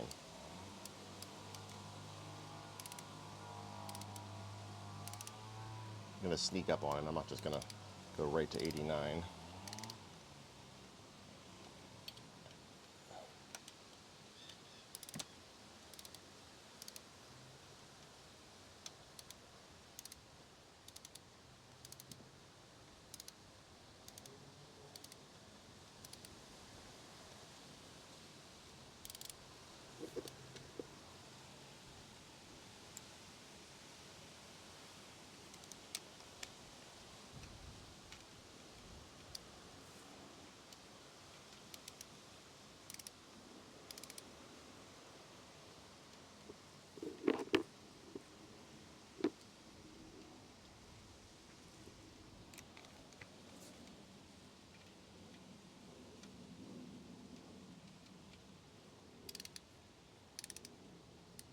All right. So we're gonna do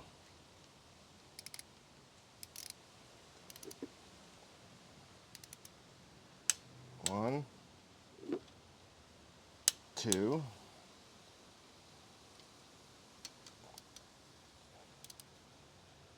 3,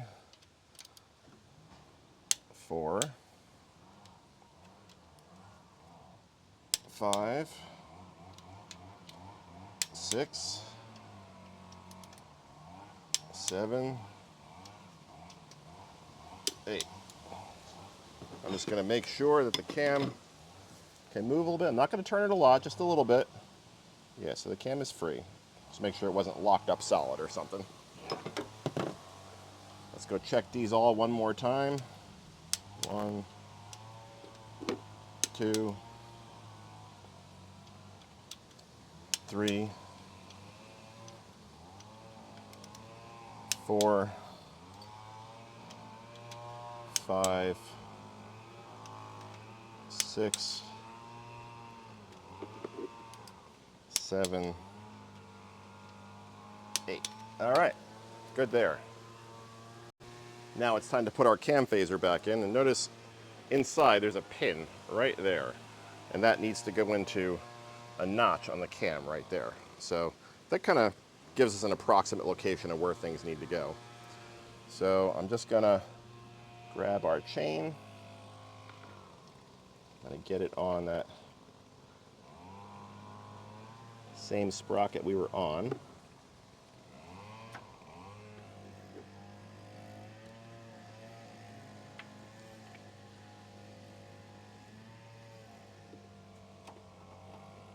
And you might need to jiggle the camshaft a little bit here.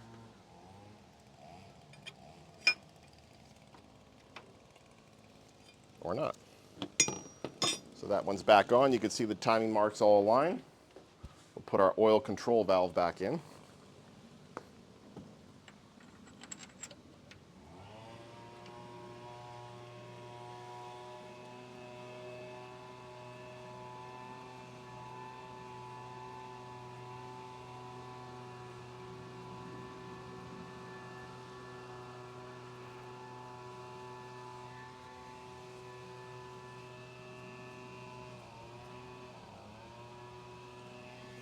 There.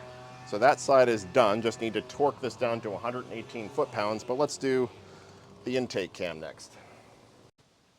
So same deal. We're just going to loosen our T30s.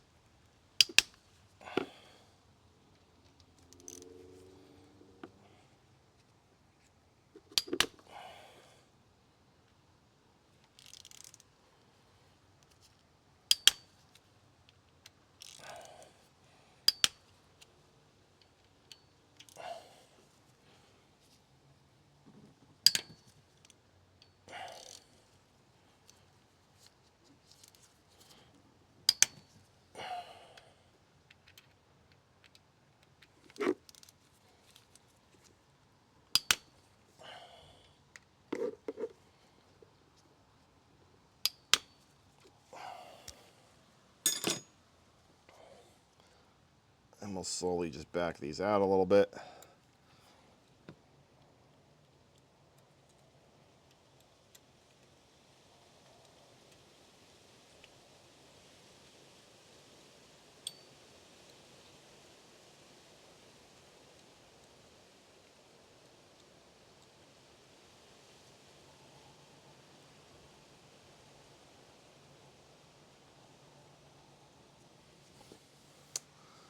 All right, same procedure. Let's take out our oil control valve.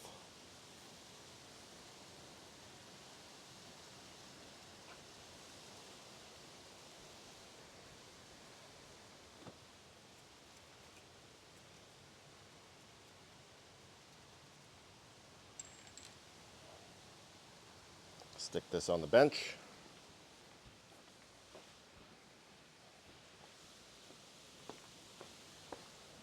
We'll remove our cam phaser.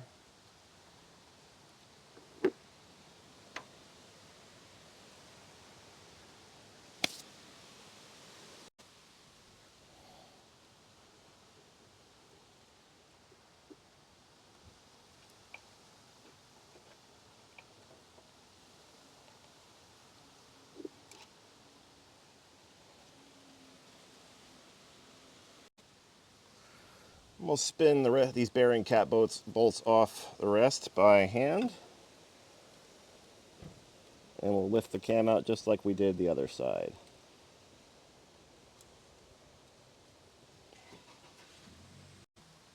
These cam caps are also marked, but the markings are on the top side near the valley. So just keep that in mind. They're marked the same way though, except we'll start with one I instead of one E.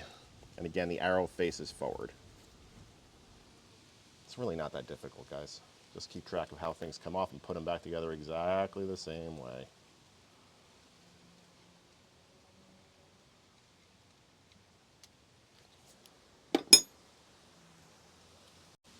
Okay, I got all the cap bolts and caps themselves out.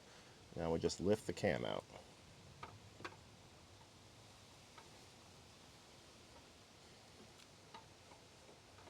This tool's kind of in the way. Okay, after pushing the tool down a bit more, I got some clearance, so we're good.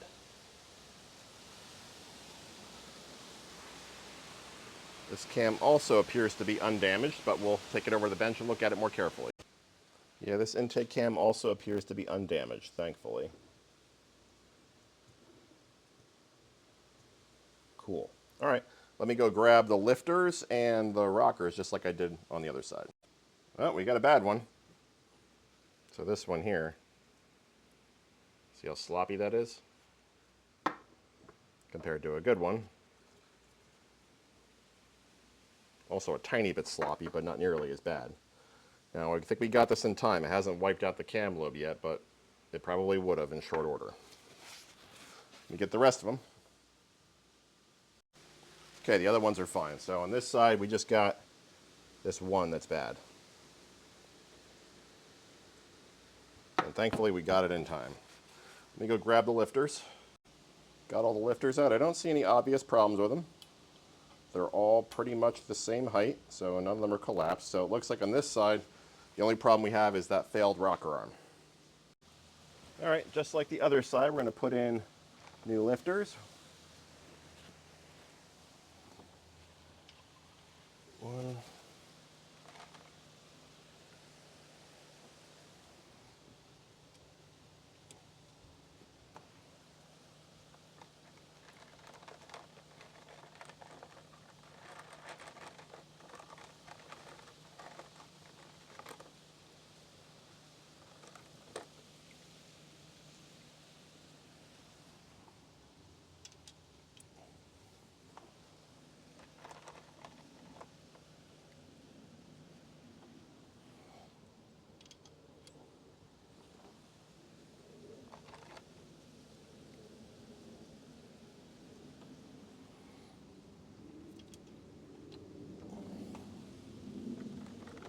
And now onto the rockers.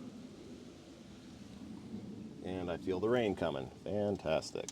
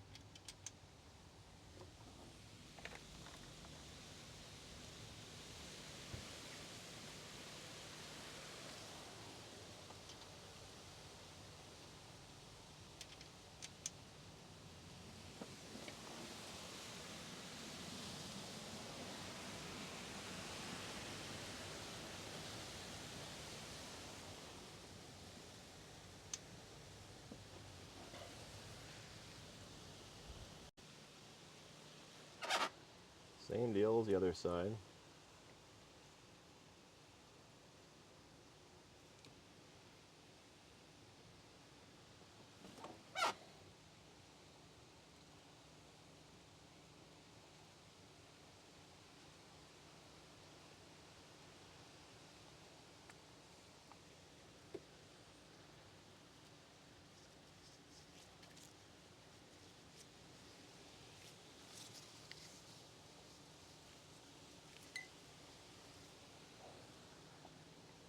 Put Mr. Camshaft back in.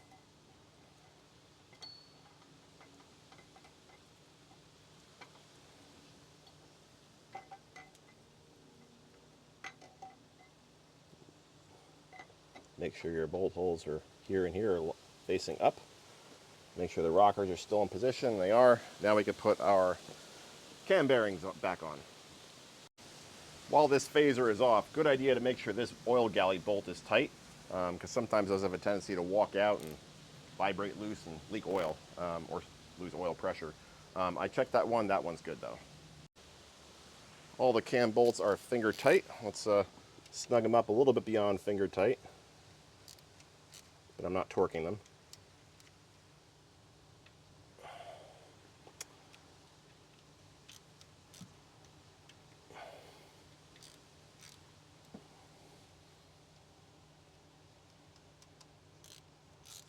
Just taking up some slack.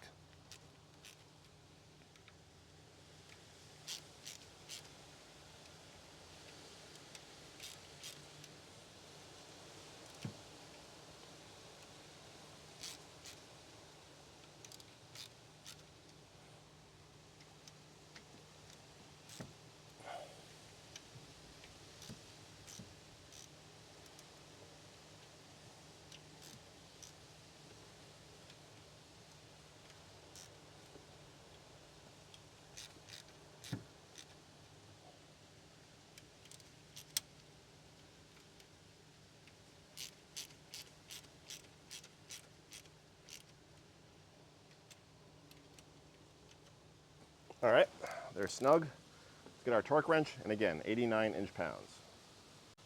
And on this one, we do 1, 2, 3, 4, 5, 6, 7, 8.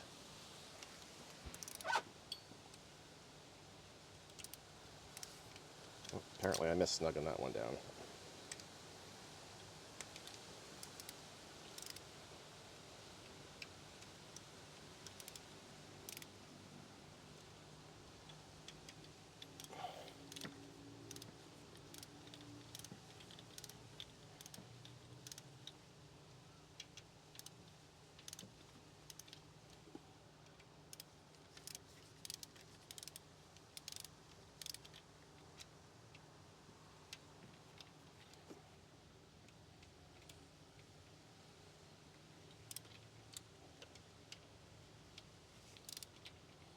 All right, torquing them for real now. 1, 2, 3, 4, 5, 6, 7, 8. Nice. Get our cam phaser back on. Let's grab our chain. And there are our marks.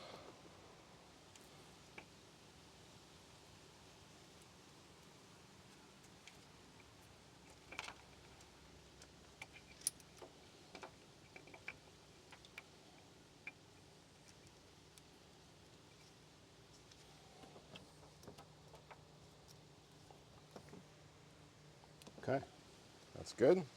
Put in our oil control valve.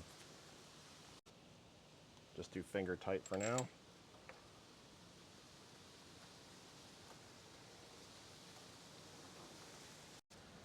All right, let's insert our lock.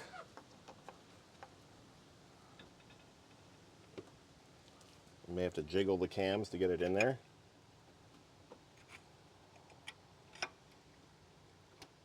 There we go. And now we'll just tighten these oil control valve bolts to 118 foot-pounds.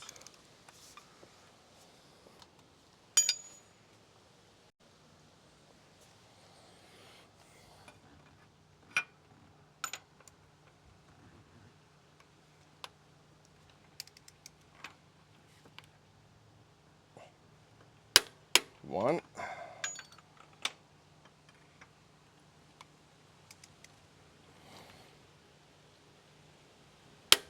2. All right, this side should be good. We can go ahead and remove our tensioning tool.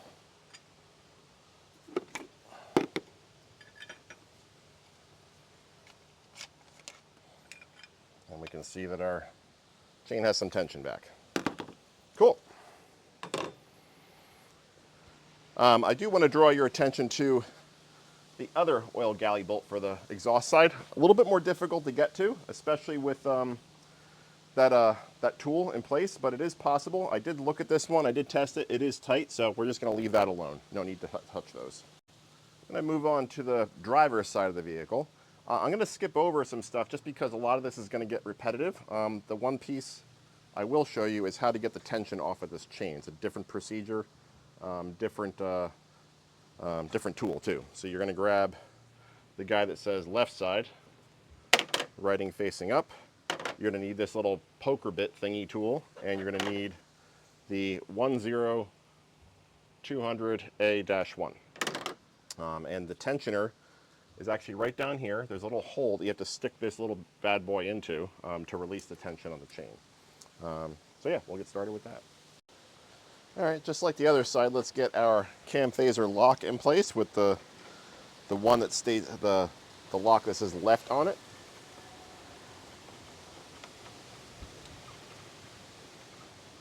And you may have to tweak the cams a little bit to get these in, just like the other side. There we go. Should be a pretty tight fit. Now we'll get our 36 millimeter and we'll bust loose those oil control valve bolts. Just loosen them.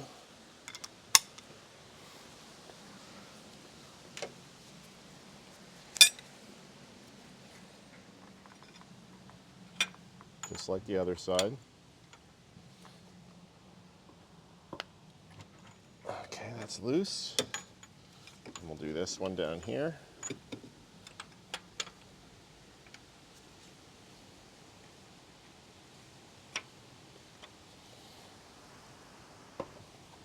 Okay.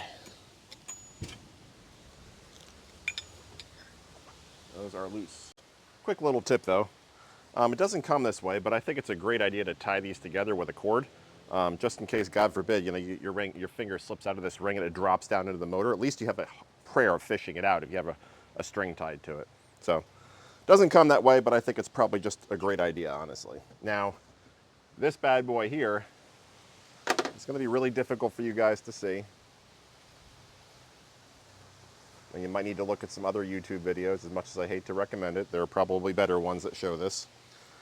There is a tensioner right down in there. So I can get you maybe a little bit closer. Well, we'll freehand it for a moment. Sorry for the shakiness. But down in there, there's a tensioner. On the side, not next to the screw, but on the front, right up against the chain, the timing chain cover, there's a hole that you have to pop that angled piece of metal through to relieve tension from that chain tensioner. So let's see if I can pull this off. There's not a lot of room there, as you'll see. So here goes nothing. Got a flashlight here. I mean, the hole's even difficult to see, quite honestly. And I'm probably in your way, so you guys probably can't see anything, but if I can't see, we're not going to get anything done. Okay, I think I got it. And now, this dog bone style thing, I believe just goes in here.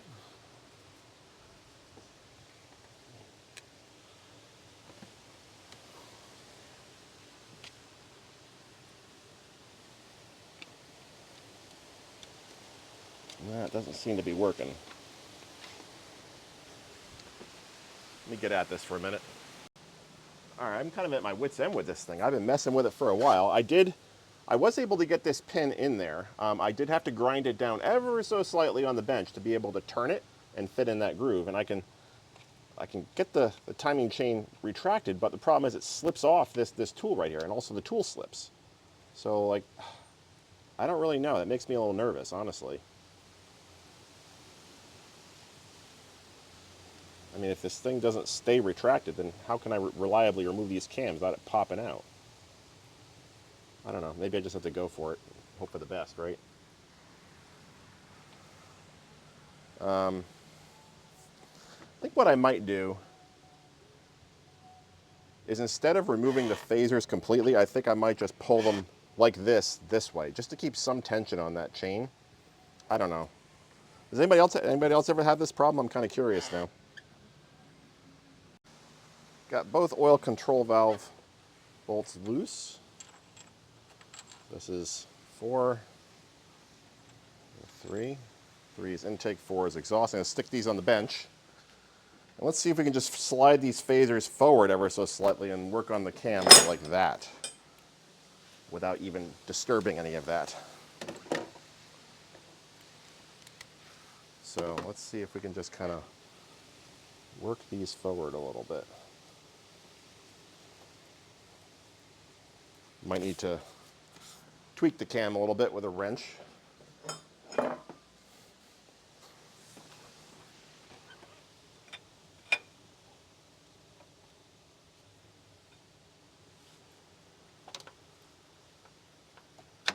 There we go. Let's see if we can make that work. A little bit less disruptive. All right, so let's remove our camshaft bolts. All right, so we'll do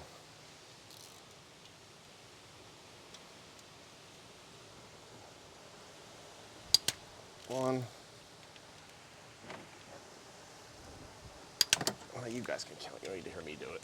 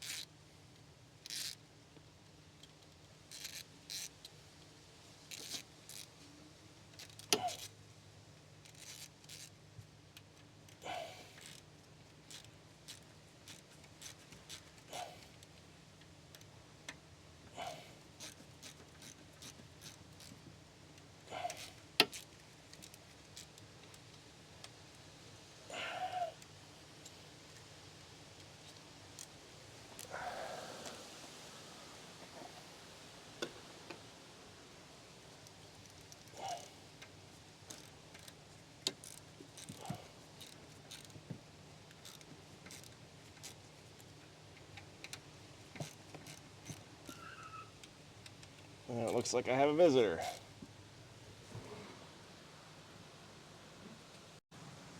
Okay, all the cap bolts are loose on the intake side. So I'm just going to do the same exact thing we did on the other side. I'm going to take these caps off. The numbers, again, are towards the valley, just like on the intake side on the passenger side. So, won't bore you with this part. I'll let you know if I see any carnage, though. Got the cam out. I did have to jostle it back and forth a little bit with the wrench for it to pop out, so just keep that in mind. Let's grab our rocker arms. So we'll go back to front like we did before.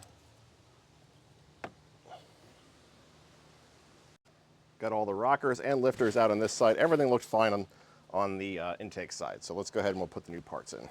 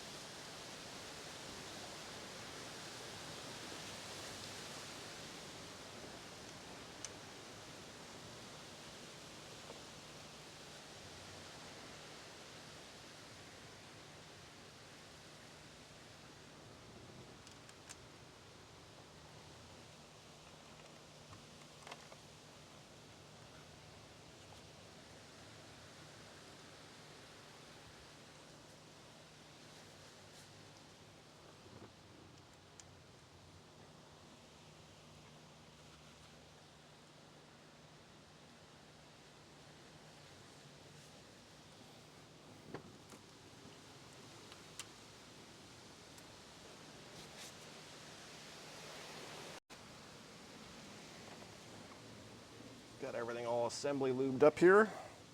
Just drop our cam back in place. Not literally drop, but you know what I mean.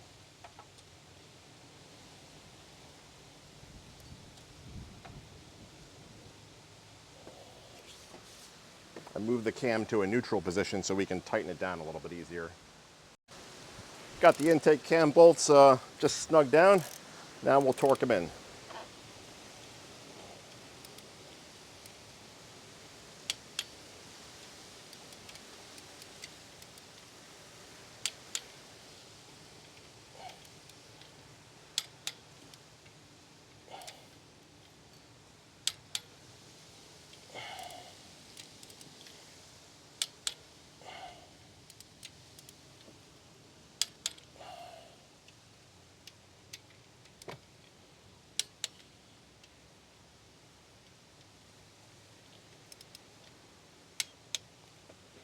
There we go.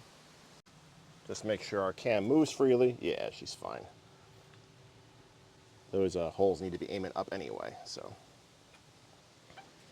All right, let's do our fourth and final camshaft, the exhaust. I think you guys probably get the idea at this point, so I'm going to do this one off camera. Again, I'll show you if there's any carnage that becomes apparent. All right, got the exhaust side parts all put in. There were no bad parts on this cylinder head at all, so this cylinder head was good. But ran into a problem, and you guys probably noticed it already.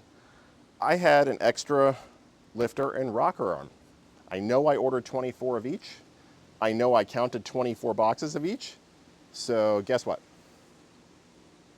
Looking from here, if you look really carefully, what do you see missing right there? Missing one there. So I goofed. I got to take that cam back out and fix that. I'll do that off camera, but that just goes to show, you should always pay attention to what you're doing. Be very careful when you're doing this. It's very easy to miss one of those cam loads because they're kind of tough to see. So I'll get this cam back installed, and then I'll go do that side off camera again. And well, by that I mean I'll get this cam installed and fix this side, fix my blender. Okay, got this cam back in, got the cam cap bolts just finger tight but not torqued. Before I go ahead and torque the cam bolts, I think I'm going to get the cam back in position and get these phasers back on. So I'm going to rotate the cam just a bit, get that vertical, pointing vertical. I'm sorry, that hole pointing vertical. We align the dot on the phaser with the dot on the cam. Let's just slide these guys back on.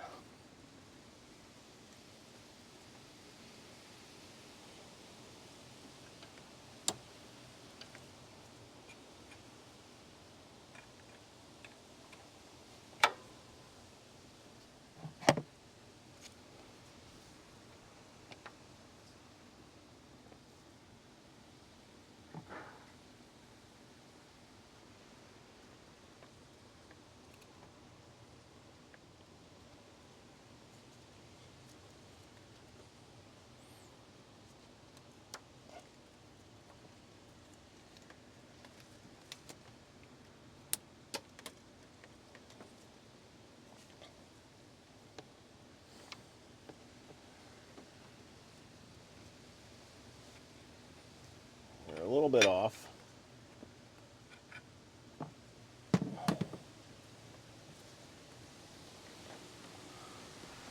Oh boy, this is tough.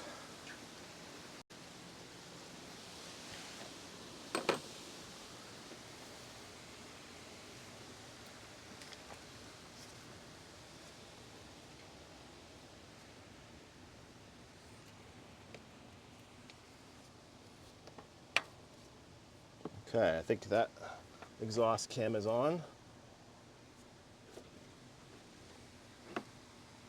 Just need to get the intake cam on. Let's see if we can wiggle this thing back into position. There we go. Beautiful. Let's get our oil control valves just kind of in place to hold things together. Okay, oil control valves are finger tight. Let's go ahead and tighten our cam cap bolts. So it wasn't it start in the middle? I can't remember.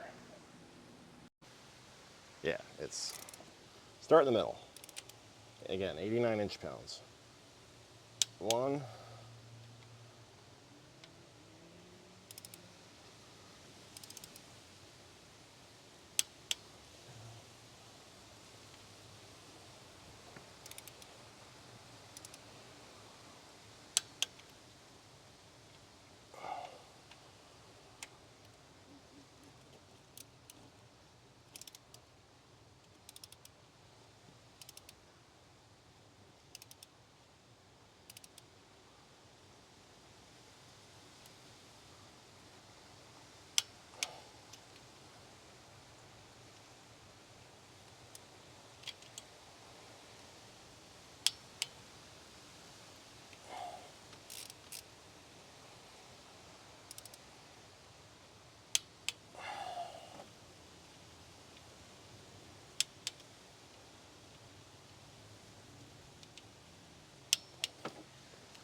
okay, this side should be done now, with the exception of torquing these oil control valves.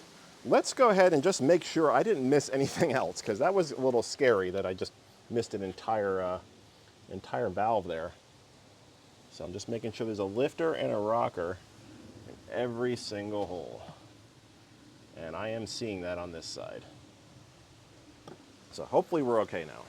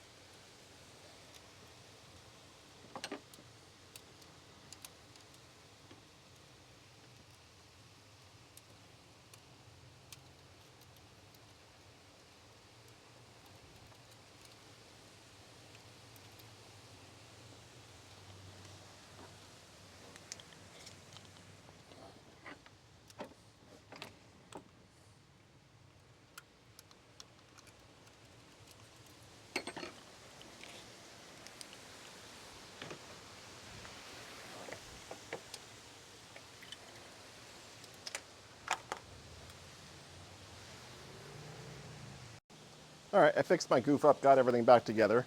I think now what we're going to do is we're going to pull all 6 spark plugs, because we're changing them anyway, and we're going to rotate the engine a couple of revolutions just to make sure these timing marks all still line up and there's no surprises or anything.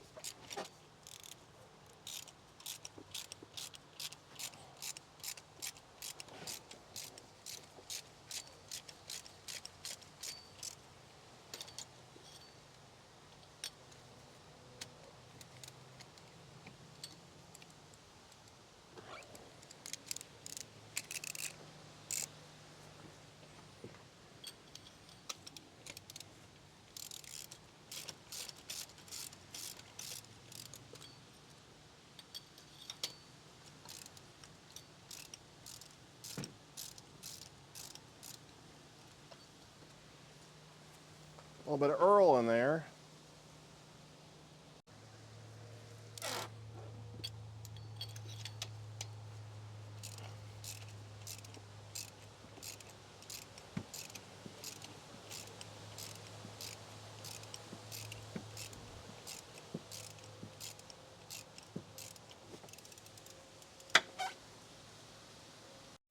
All right, I got all 6 spark plugs out. They don't look horrible. They don't look great. I mean, they probably got 60, 70,000 miles on them. You know, they all look about like that. So let's rotate the motor clockwise as you're looking at it and make sure all these timing marks line up in the end. You know, we got the dots on the, you know what I'm talking about. So let's rotate. It should be super easy now with no spark plugs.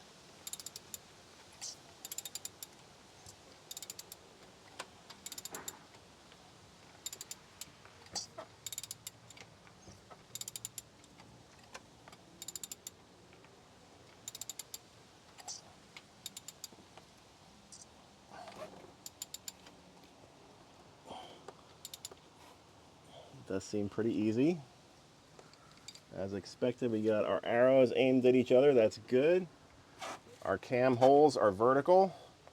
We got to rotate it a couple more times for our chain dots to line up, but everything's looking pretty good.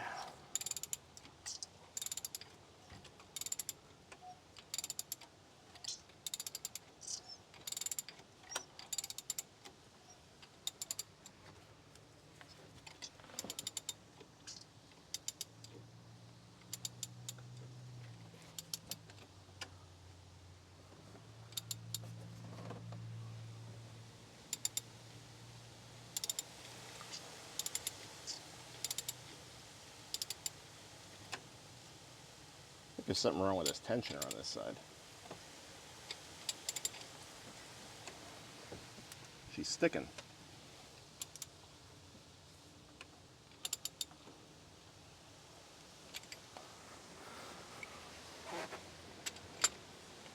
Let's get it back into position and take a look at that.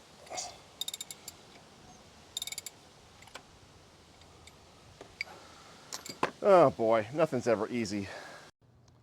All right, we hit DEFCON 1 yesterday, so a lot of stuff happened off camera. I kind of panicked a little bit because I couldn't get the timing marks to line up again.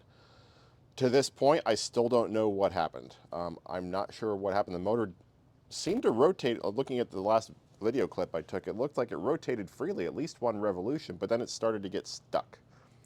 Not sure why, not sure if, yeah, I don't know.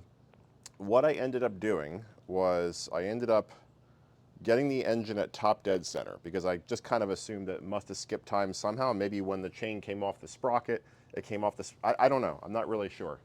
If anybody did happen to see what I did wrong, please feel free to share. I'll certainly look at the video footage myself, but so I decided to go back to basics. So for whatever reason, this engine does not have traditional marks that you'd see on the harmonic balancer. Like a lot of old school stuff, they'll have marks down here, so you'll line up a mark on the balancer with a mark on the timing cover, and you know you're at top dead center. For whatever reason, I guess that was too expensive to do on this engine. So what the recommended way to get to top dead center in this engine is actually to use a dial indicator on the number 1 piston right here, and they want you to get it when that zeroes out, you know you're at top dead center. So just to illustrate, I'm going to go back just a little bit. You can see that dial indicator moving, hopefully. All right, so I went back a bit. Now I'm going to rotate the normal direction of rotation, which is clockwise. You just watch the dial indicator. It should eventually just bottom out and stop, and then move again. So right about there is top dead center. So once that's the case, once you're at top dead center, these marks should line up, and the arrows on the other side should line up, here and here. And you should have, once again, 12 links. So we have 1, 2, 3, 4, 5, 6, 7, 8, 9, 10, 11, 12. 12 pins, not links, sorry. Same thing on the other side. We got 1, 2, 3, 4, 5, 6, 7, 8, 9, 10, 11, 12. Okay, so we're good there. Yeah, again, I don't know what went wrong. What I ended up doing, sorry, I missed this part. I pulled the cams out again. I flipped them 180 degrees. So I noticed that, like, the two holes on top of the cam, on either cam here and over there, they weren't facing up, they were facing down. So I don't know if I just put something back together 180 degrees out of, I'm not even sure how you do that, because this is indexed to the cam. That can only go on one way. I don't know. I continue to be mystified about this. So if anybody spotted what I did wrong, certainly share it in the comments. I will freely admit I'm not infallible. I make mistakes just like the rest of us. So this has been an experience for me, but I think we're okay right now. And we just came off top dead center. So you see the needle bottomed out at, well, I'll get you a little closer, hang on. I think it was 50 thousandths. In fact, I'll zero it just to make it easy for you. All right, so watch that needle. I'm gonna turn the direction clockwise. It's normal rotation direction. You'll see we're stopped right around 0. So that should be top dead center.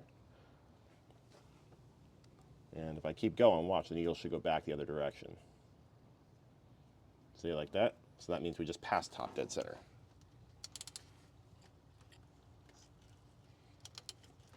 So once you're at top dead center, those, at least that's according to the factory. The factory says that those timing marks should line up at top dead center on the exhaust strip. So that is the factory procedure for confirming the timing is correct. So again, I don't know what I did wrong. If someone can spot it, go for it.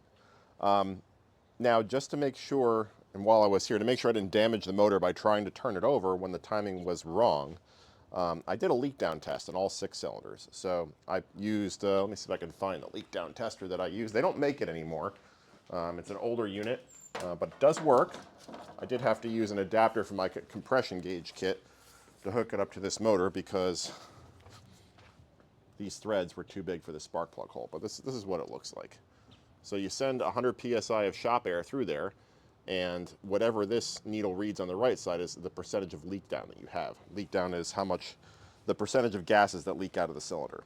So every cylinder except for this one, which I believe is number 2, were 2% or less. Cylinder number 2 was about 10%, maybe just over 10.5. I thought that was kind of high, but doing some research online, Chrysler's guideline for replacing the cylinder head is actually 25%. 25% or more, you replace it.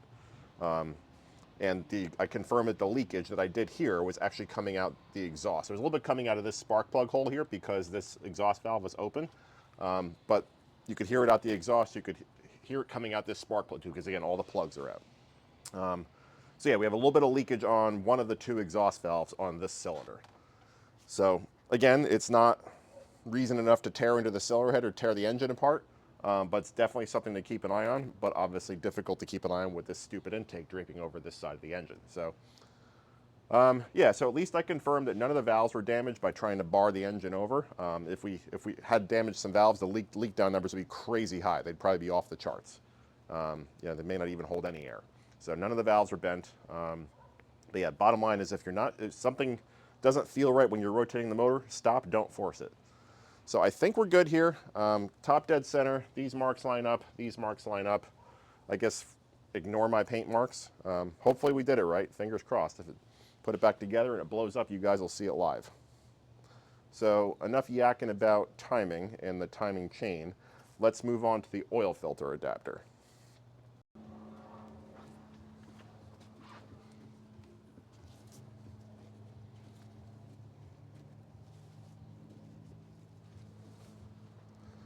So our oil filter adapter is right here. There's some connectors on the back. This looks like, I think that is the coolant temp sensor on the top, this one right here, and I think that's an oil pressure sensor. I might have them backwards. And of course there's positive retention clips on these. I have a different design than every single other one, so that's what makes it fun.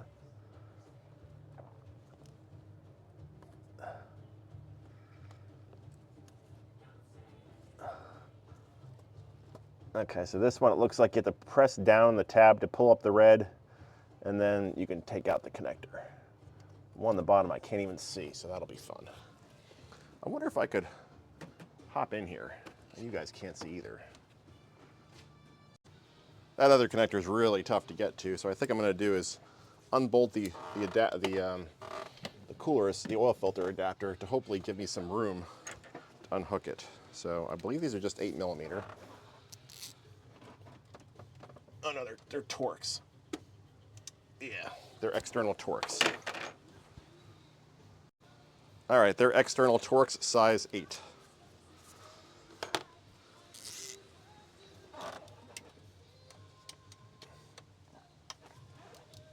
Just loosening them all up.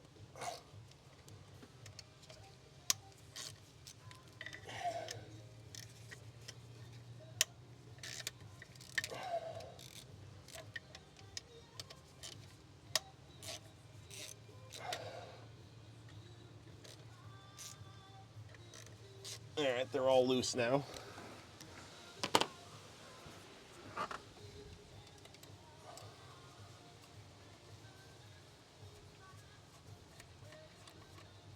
I'm just completely loosening them. I'm not taking the cooler off. I don't think I need to for this. Might give me a little bit better access though.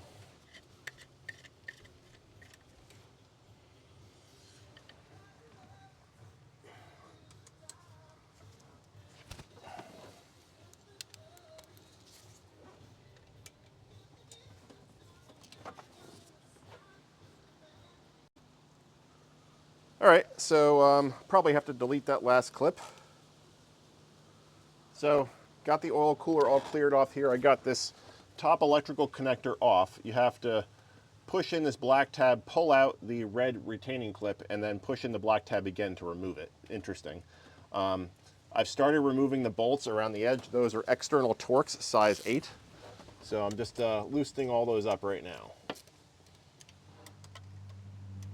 I'm hoping that in doing so, I'll get easier access to the other items on the back of the oil filter adapter.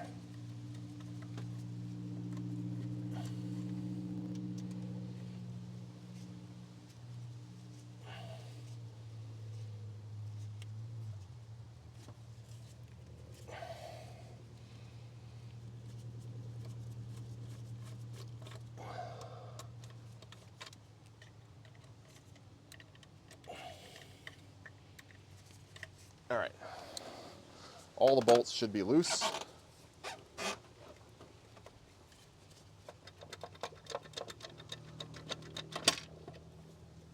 The adapter is loose. You know what, let me take the cooler off.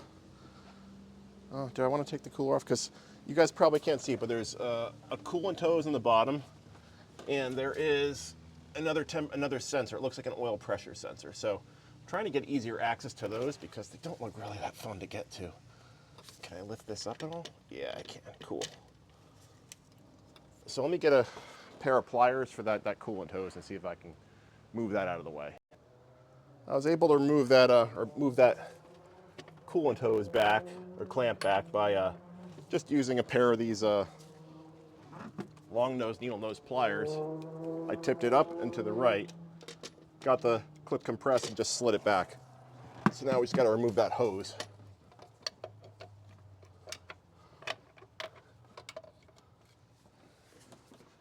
Might be easier said than done.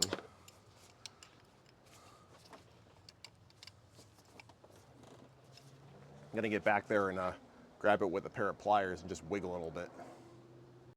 Actually, I didn't need to. I just wiggled oil filter adapter and it came right off, so lucky me. So now we can hopefully remove this connector and our oil filter adapter is out. That's what it looks like. Gonna use the Mighty Vac to just suck out any coolant and oil that's sitting in the valley. I got some of it out with a rag already, so there shouldn't be a whole lot.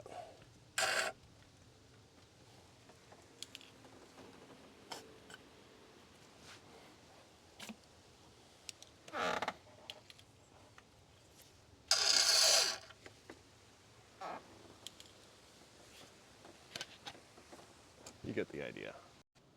Okay, now it's time to remove the sensors because we're going to reuse those. 3/4 inch socket. Looks like 1 1/16 inch fits here. So we'll go ahead and bust those off with a 1/2 inch ratchet. I have a feeling I'll have to mount this thing on the vise, but we'll see. Nope.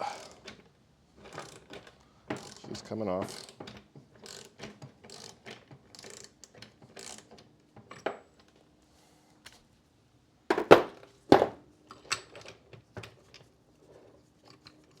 So I believe this is our oil pressure sensor right here. Yep. This is our coolant temp sensor.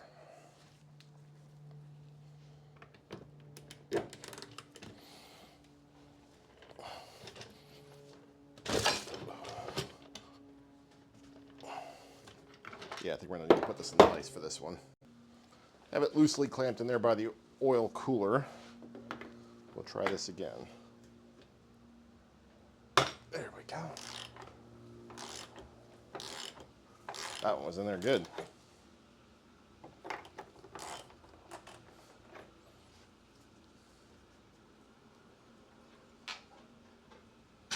Maybe that's an oil temp sensor, not coolant temp.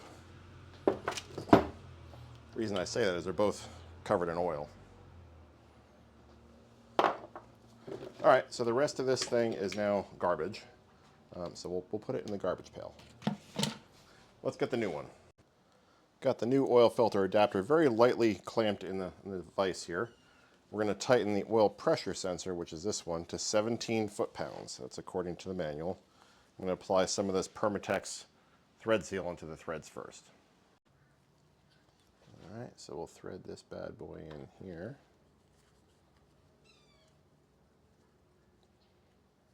And get a torque wrench set up for 17 foot-pounds. Okay, 17 foot-pounds it is. Oh, that's the wrong size socket. Let's try that again.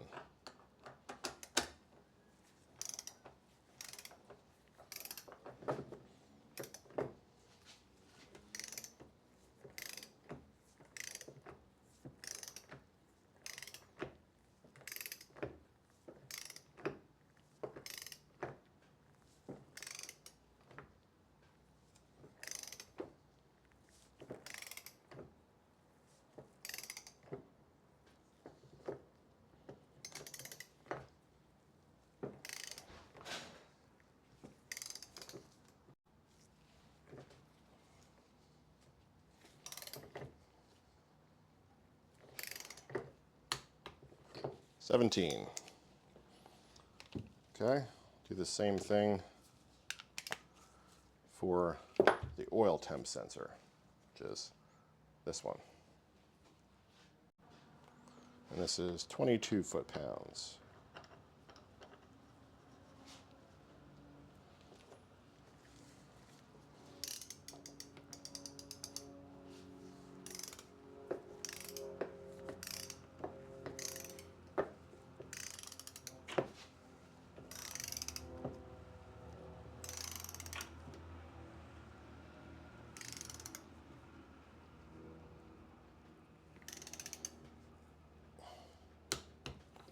Go. And make sure you put the O-rings that come in the kit here, here, here, there, and on this tube right here. Just noticed in the instructions for the oil filter adapter that Dorman provides, it says to torque both sensors to 177 inch-pounds, which is right about 15 foot-pounds. So I'm going to stick with what we got. I mean, this housing is stronger than the plastic one that was in there, so if anything, a little extra torque I don't think will hurt the housing. It would hurt the plastic one more. Put a light coat of oil on all the O-rings here, especially this one. Let's go ahead and reinstall things. So, looks like this clip has to be rotated. Now we'll get our coolant hose on. That was the fun part.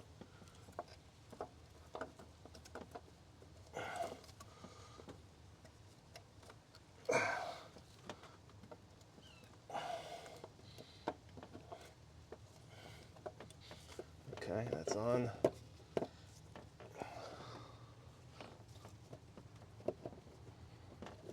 There we go. This thing should just settle down in there.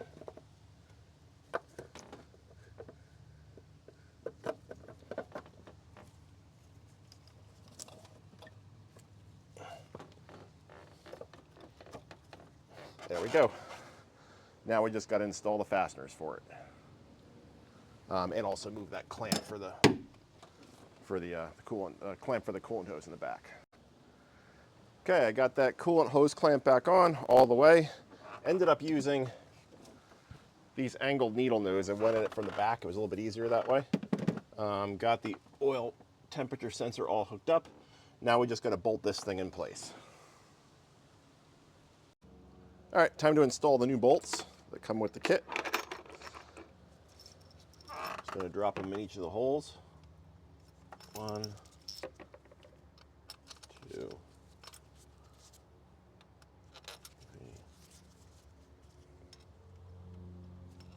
4. There's one up here. So these get installed, torqued to 106 inch-pounds in a special sequence. So I'm going to get them all hand tight first, and then I'll show you what that sequence is.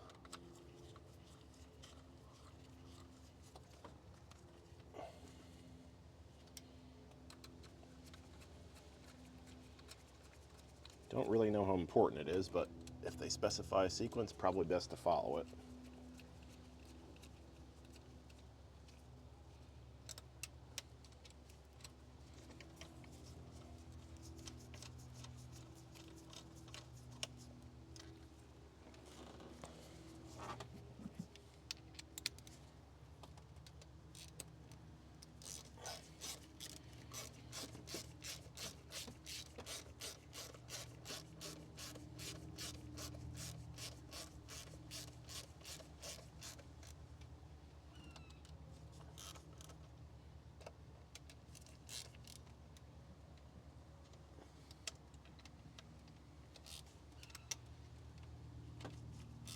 Okay, they're all hand tight. The sequence is the one in the front first. So you're gonna go here, 1, 2, 3, 4, wait, hang on. 1, 2, 3, 4, 5. Wait, now you have me questioning myself, hang on. Yeah, sorry about that, I was right. So the one in the front is first, then you go into the back right, front right, back left, and the one in the middle on the left in that sequence. I'm going to do it gradually. Going to snug that down a little bit.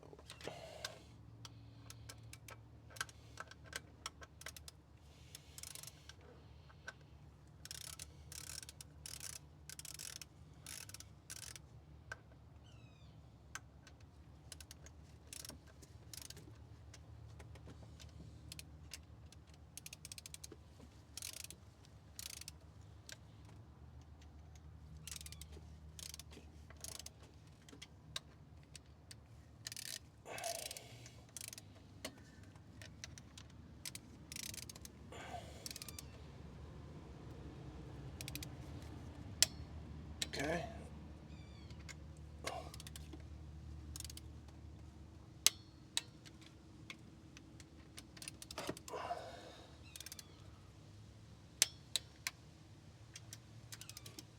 Remember, 106 inch-pounds.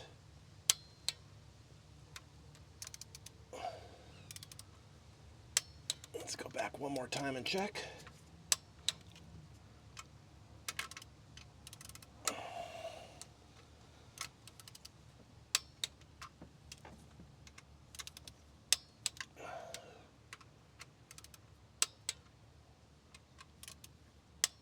All right, that should do it. Next, you're going to want to take some brake cleaner and a rag and just clean up these sealing surfaces. I spray the brake cleaner on the rag and then just rub down this area.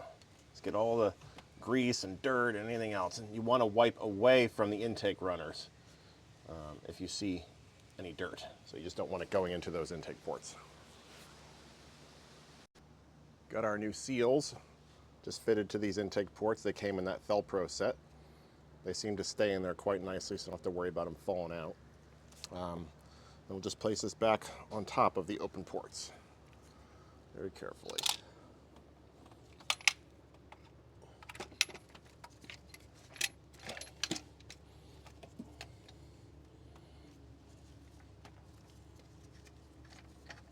Make sure you don't pinch any wires or anything.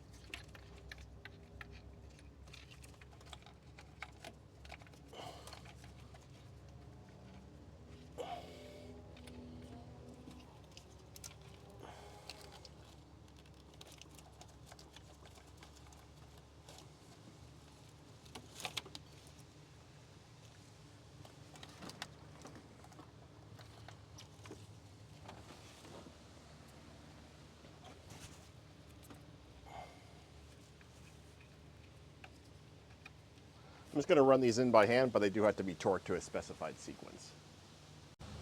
Okay, the intake manifold bolts are also going to 106 inch-pounds. So we start here. I'll kind of go progressively to show you the order. So that's 1, and 2 is back here by the fuel, where the fuel rail connector is.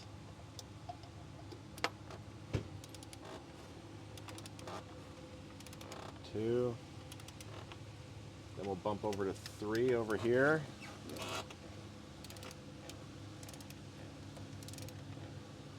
And 4 back here.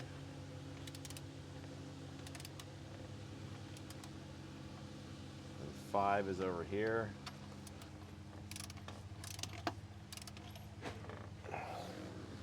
And 6.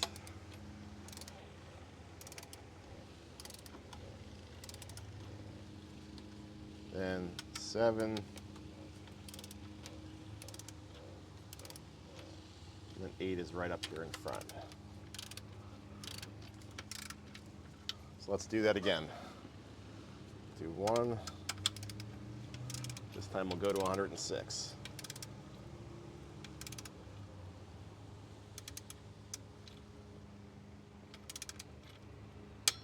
Okay, 1. And then back here.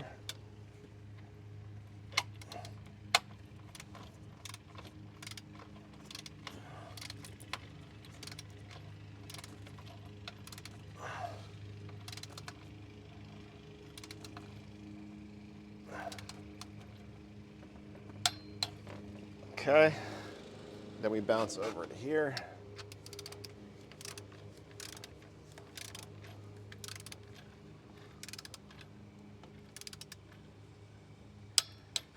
And back here.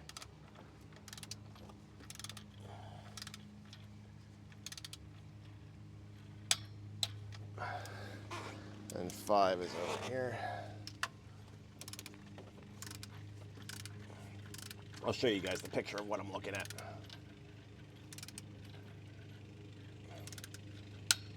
And then 6.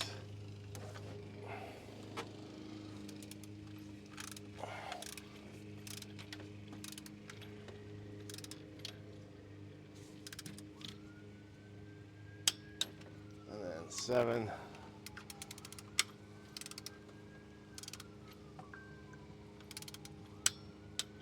And then 8.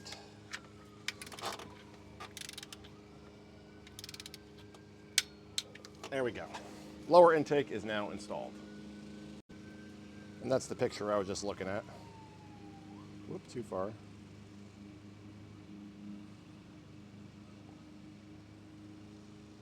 You probably can't see this all too well, but if you recall, there were 2 wire looms on the back of the intake manifold that I cut. Just so the wires aren't flopping around in the breeze, I used the double zip tie method. So I put 1 zip tie through the hole in the intake manifold, took the second zip tie, wrapped it around the wiring harness, and then threw that first zip tie and then tightened both. And then you just cut off the excess, which I obviously have not done yet. That's super strong. That'll last for a long time. Let's put the fuel line back on before I forget. So it just simply slips on like that. And then there's a, hopefully you guys, maybe you guys can't see that. Right there. So this just pops right on. There's this little blue retention clip that goes in through the backside. It just locks it in place.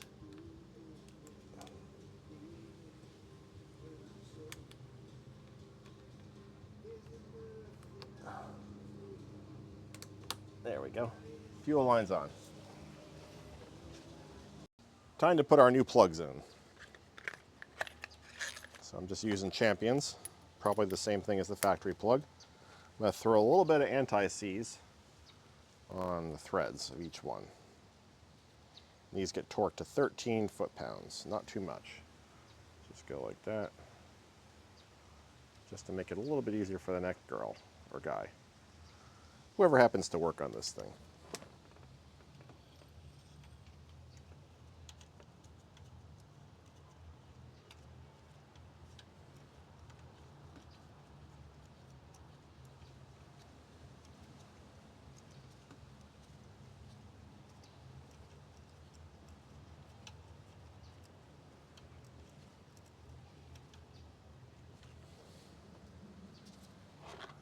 like I said, 13 foot-pounds.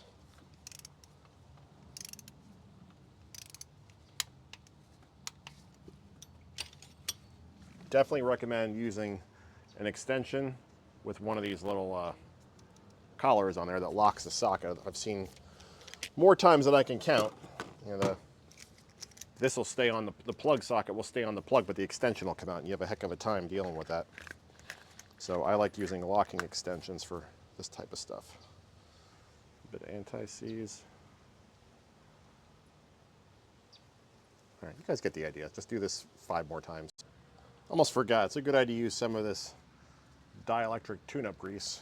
Just put that on the body of the plug right there and just smear it around.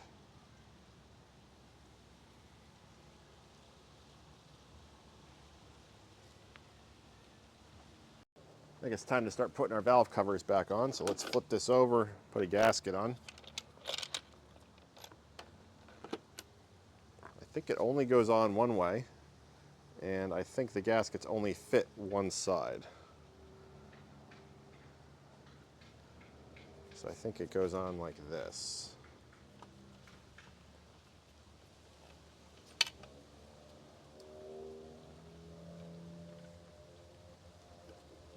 So just work that on there.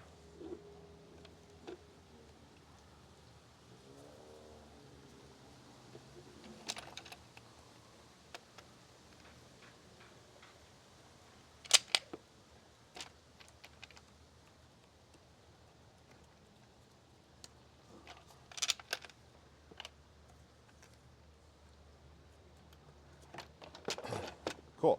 All right, that's on there. Now we need to put a dab of RTV on the valve cover where the timing cover meets the cylinder head. I'll show you. So you're looking this area here and also down here. And if there is any RTV there presently, as there is here, make sure you scrape that off. Same thing on the valve cover. If there's any RTV stuck on there, scrape that off too. So I'm just going to use this Permatex Optimum Black. Just put a dab right here where these areas meet. Going to do the same thing down here.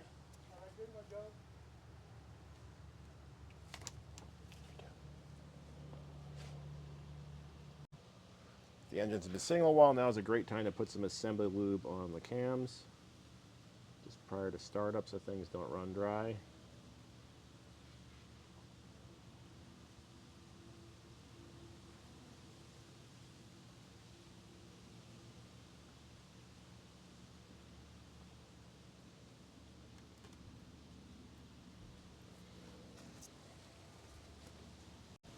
Also going to squirt a little bit of oil on the timing chain here.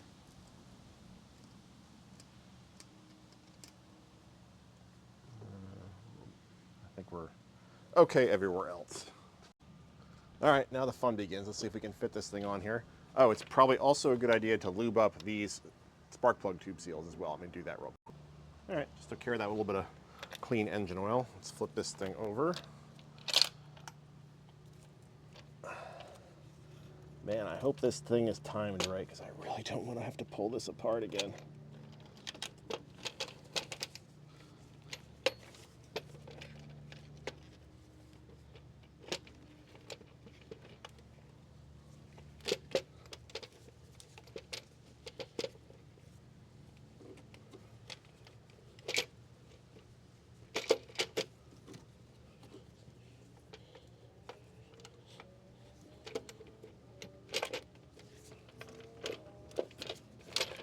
Hung up on something back there. Maybe an electrical connector.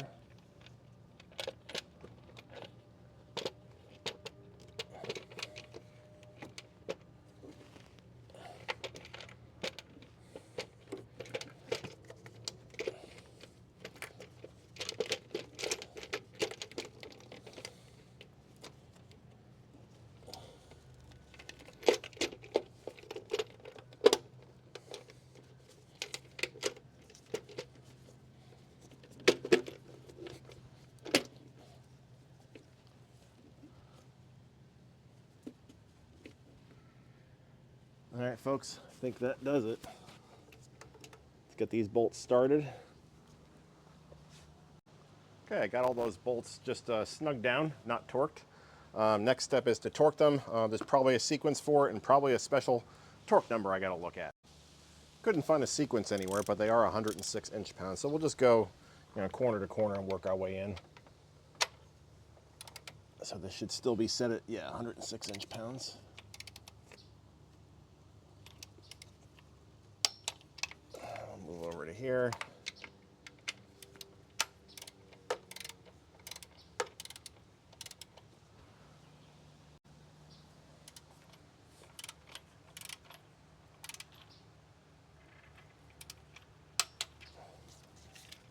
And then we'll go back here.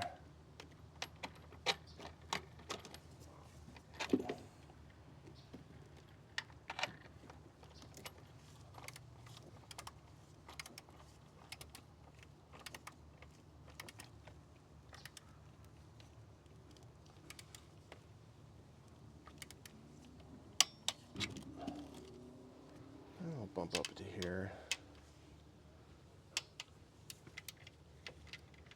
Oh, I forgot there is a bolt in the center back here. Gotta tighten that one.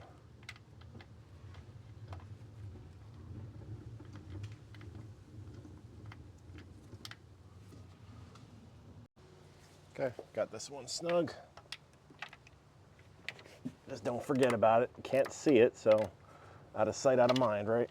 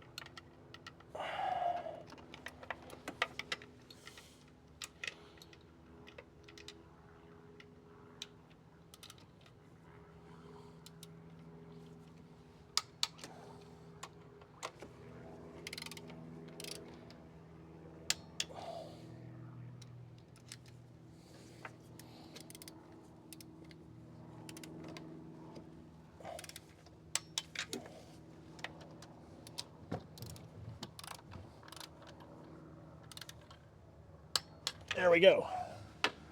All set. Now let's put, I know there's a hose that goes on the back of this valve cover. We got to put our oil control valve solenoids there and our cam trigger in the back. Let's not forget to replace these seals right here, because new ones come in the kit.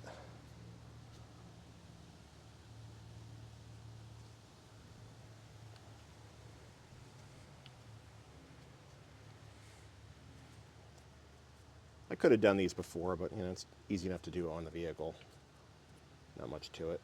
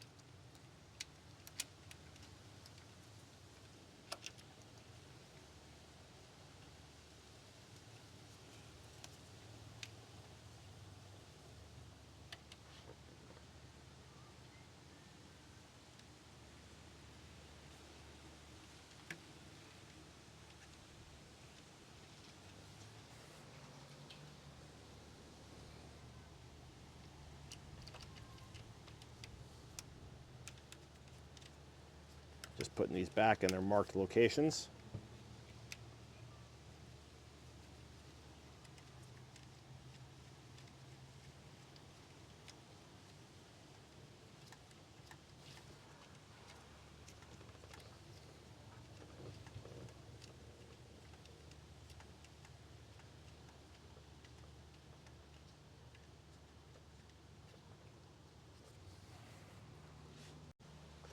And these bad boys get torqued to 35 inch-pounds, or T25 torques. I'm just going to snug them down by hand first.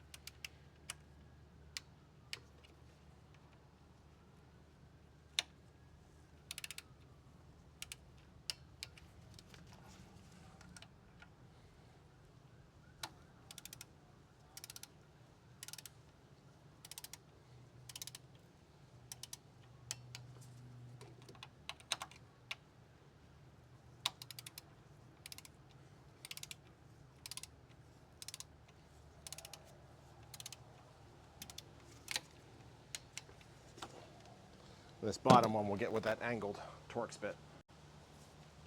Let's get kind of a feel for what the 35 inch-pounds feels like. Not very tight at all.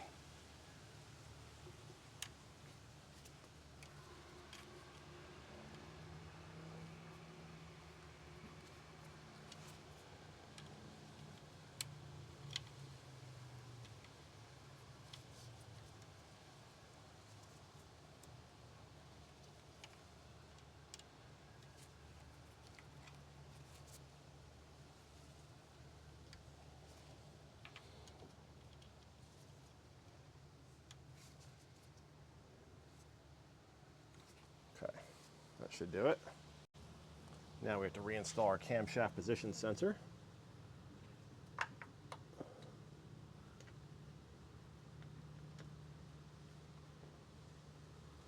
And we have to torque that Torx bit to 80 inch-pounds. I'm just going to snug it down first.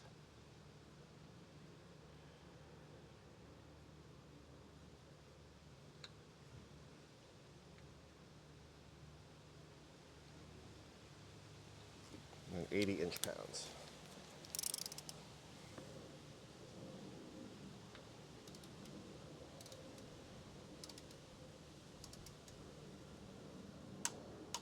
Done.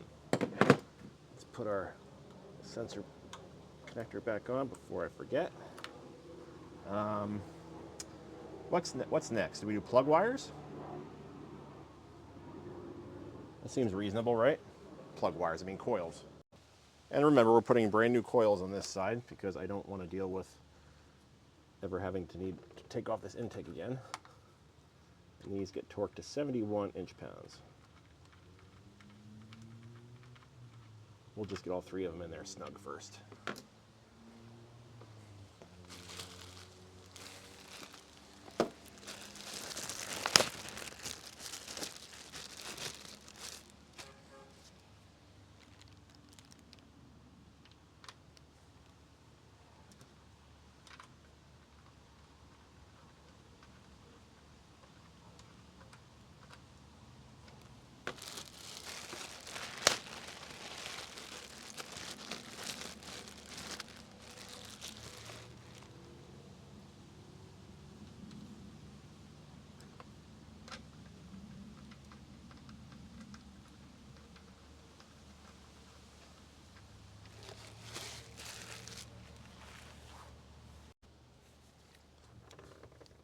Again, 71 inch-pounds.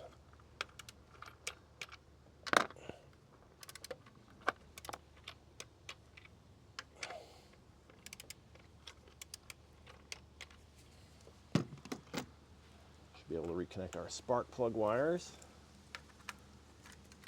We've got to reconnect our injectors as well.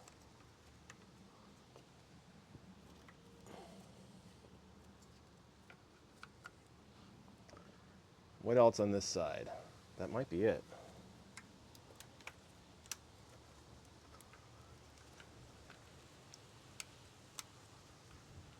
And I did reinstall that locking clip on that back injector harness that flew out before.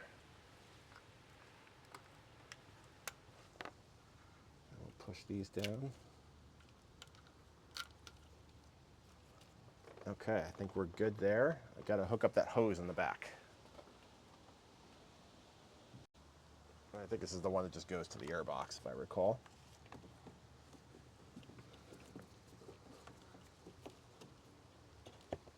Yep, that seems like where it goes.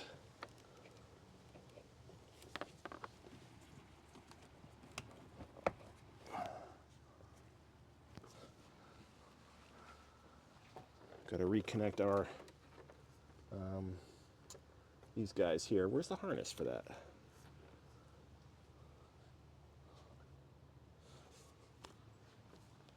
Where do these guys go? Am I blind?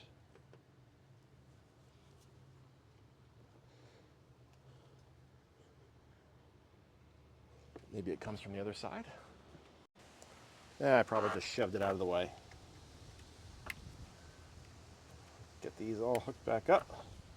Push the locking tabs back in. So I think this side is relatively good now. By good, I mean ready for the upper intake. This side we now have to do, and this is going to be the fun side, because if you recall, we got the PCE valve in the back, which is a horrid design. Same deal on this side. We'll squirt a little bit of oil on the chain. We'll take some of our assembly lube, and we'll hit the cam lobes and whatnot again.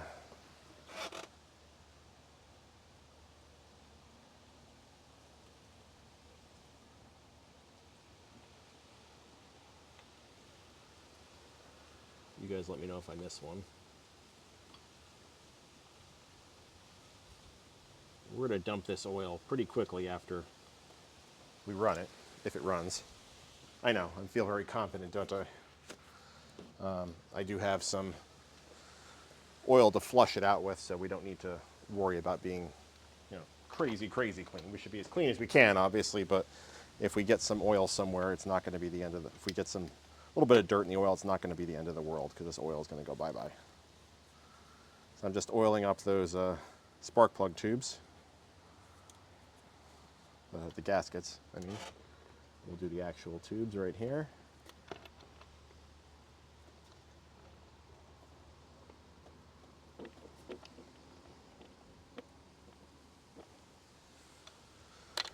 And let's plop this guy in place.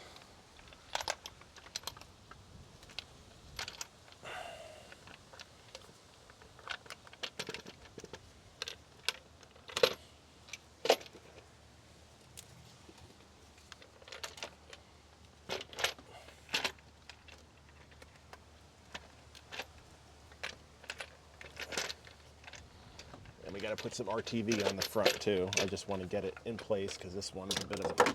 Whoops, there goes my oil. Ugh.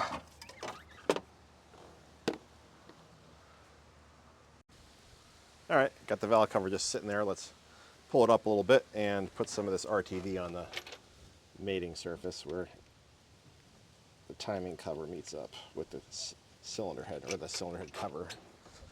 Same thing on this bottom side.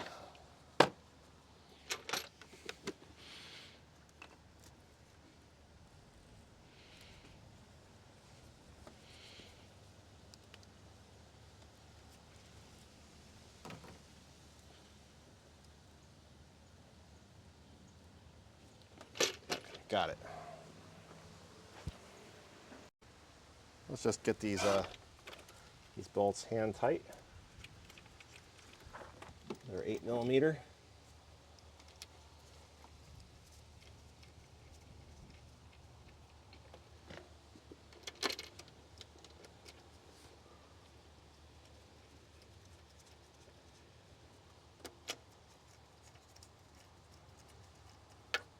Work our way around just like the other side.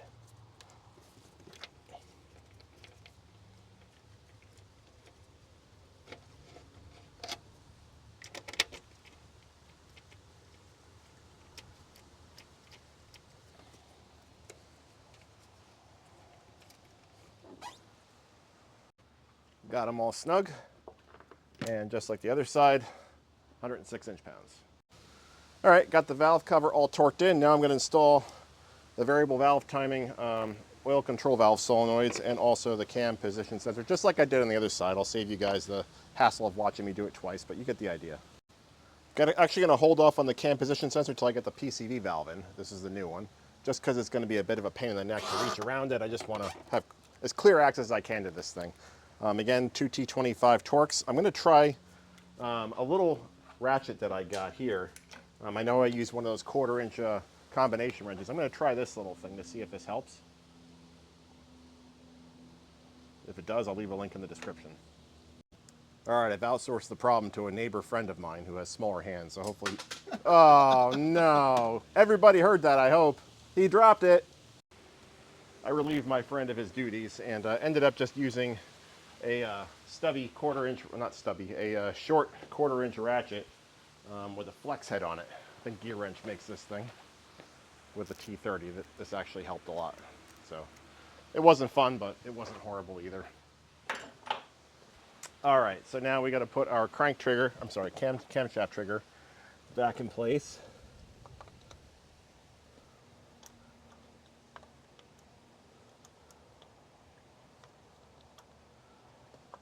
I remember that this one, oh yeah, so this nut didn't back out. Let me back out this this screw right here, this T30. There we go, that makes it a little bit easier to install.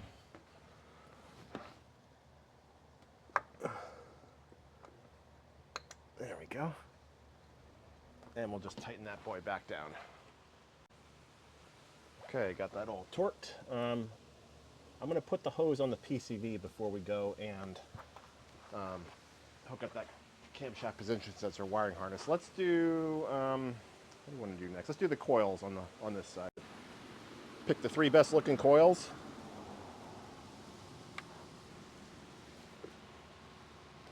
And these are used.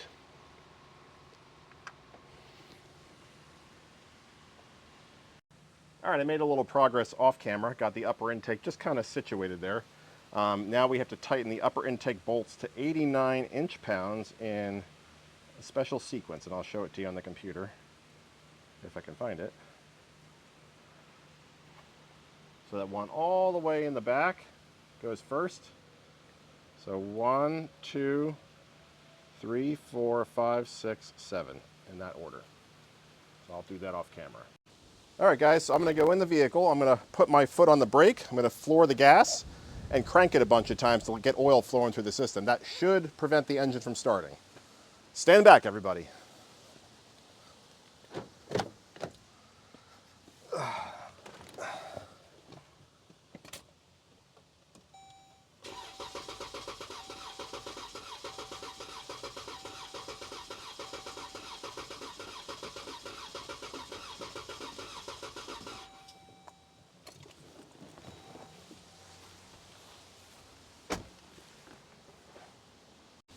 Let's try it again. That didn't sound so hot, so this might be a video on how not to do this.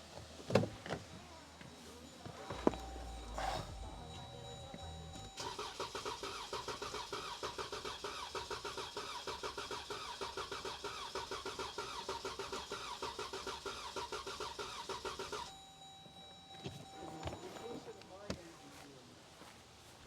want to listen to my engine doing that? All right, I'm going to try to start it now.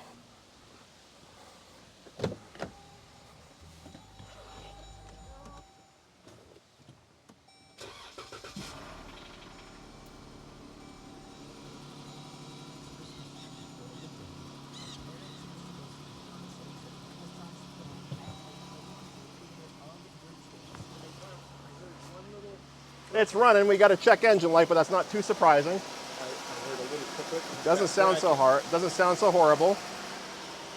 There's probably going to be a little bit of smoke just from dripping oil everywhere, but she's running. Don't hear any ticking, which is good. So I think the next step is to plug the scan tool into the motor and see what's going on there. All right, guys, I think that does it. I did have to hook up the scan tool and clear a bunch of codes. I had some cylinder 6 misfire codes and cam trigger codes. I cleared all that out and everything was fine, didn't come back. I also did a crank cam relearn through YTech You have to get the engine up to 158 degrees, I think, for that to happen. But once it did, relearned, and still no codes. I'm just going to let it run for a while, make sure we don't have any leaks, and then I'll hook back up everything that I didn't hook up, like the brackets on this side. There's a bracket back there. I'll do that off camera, though.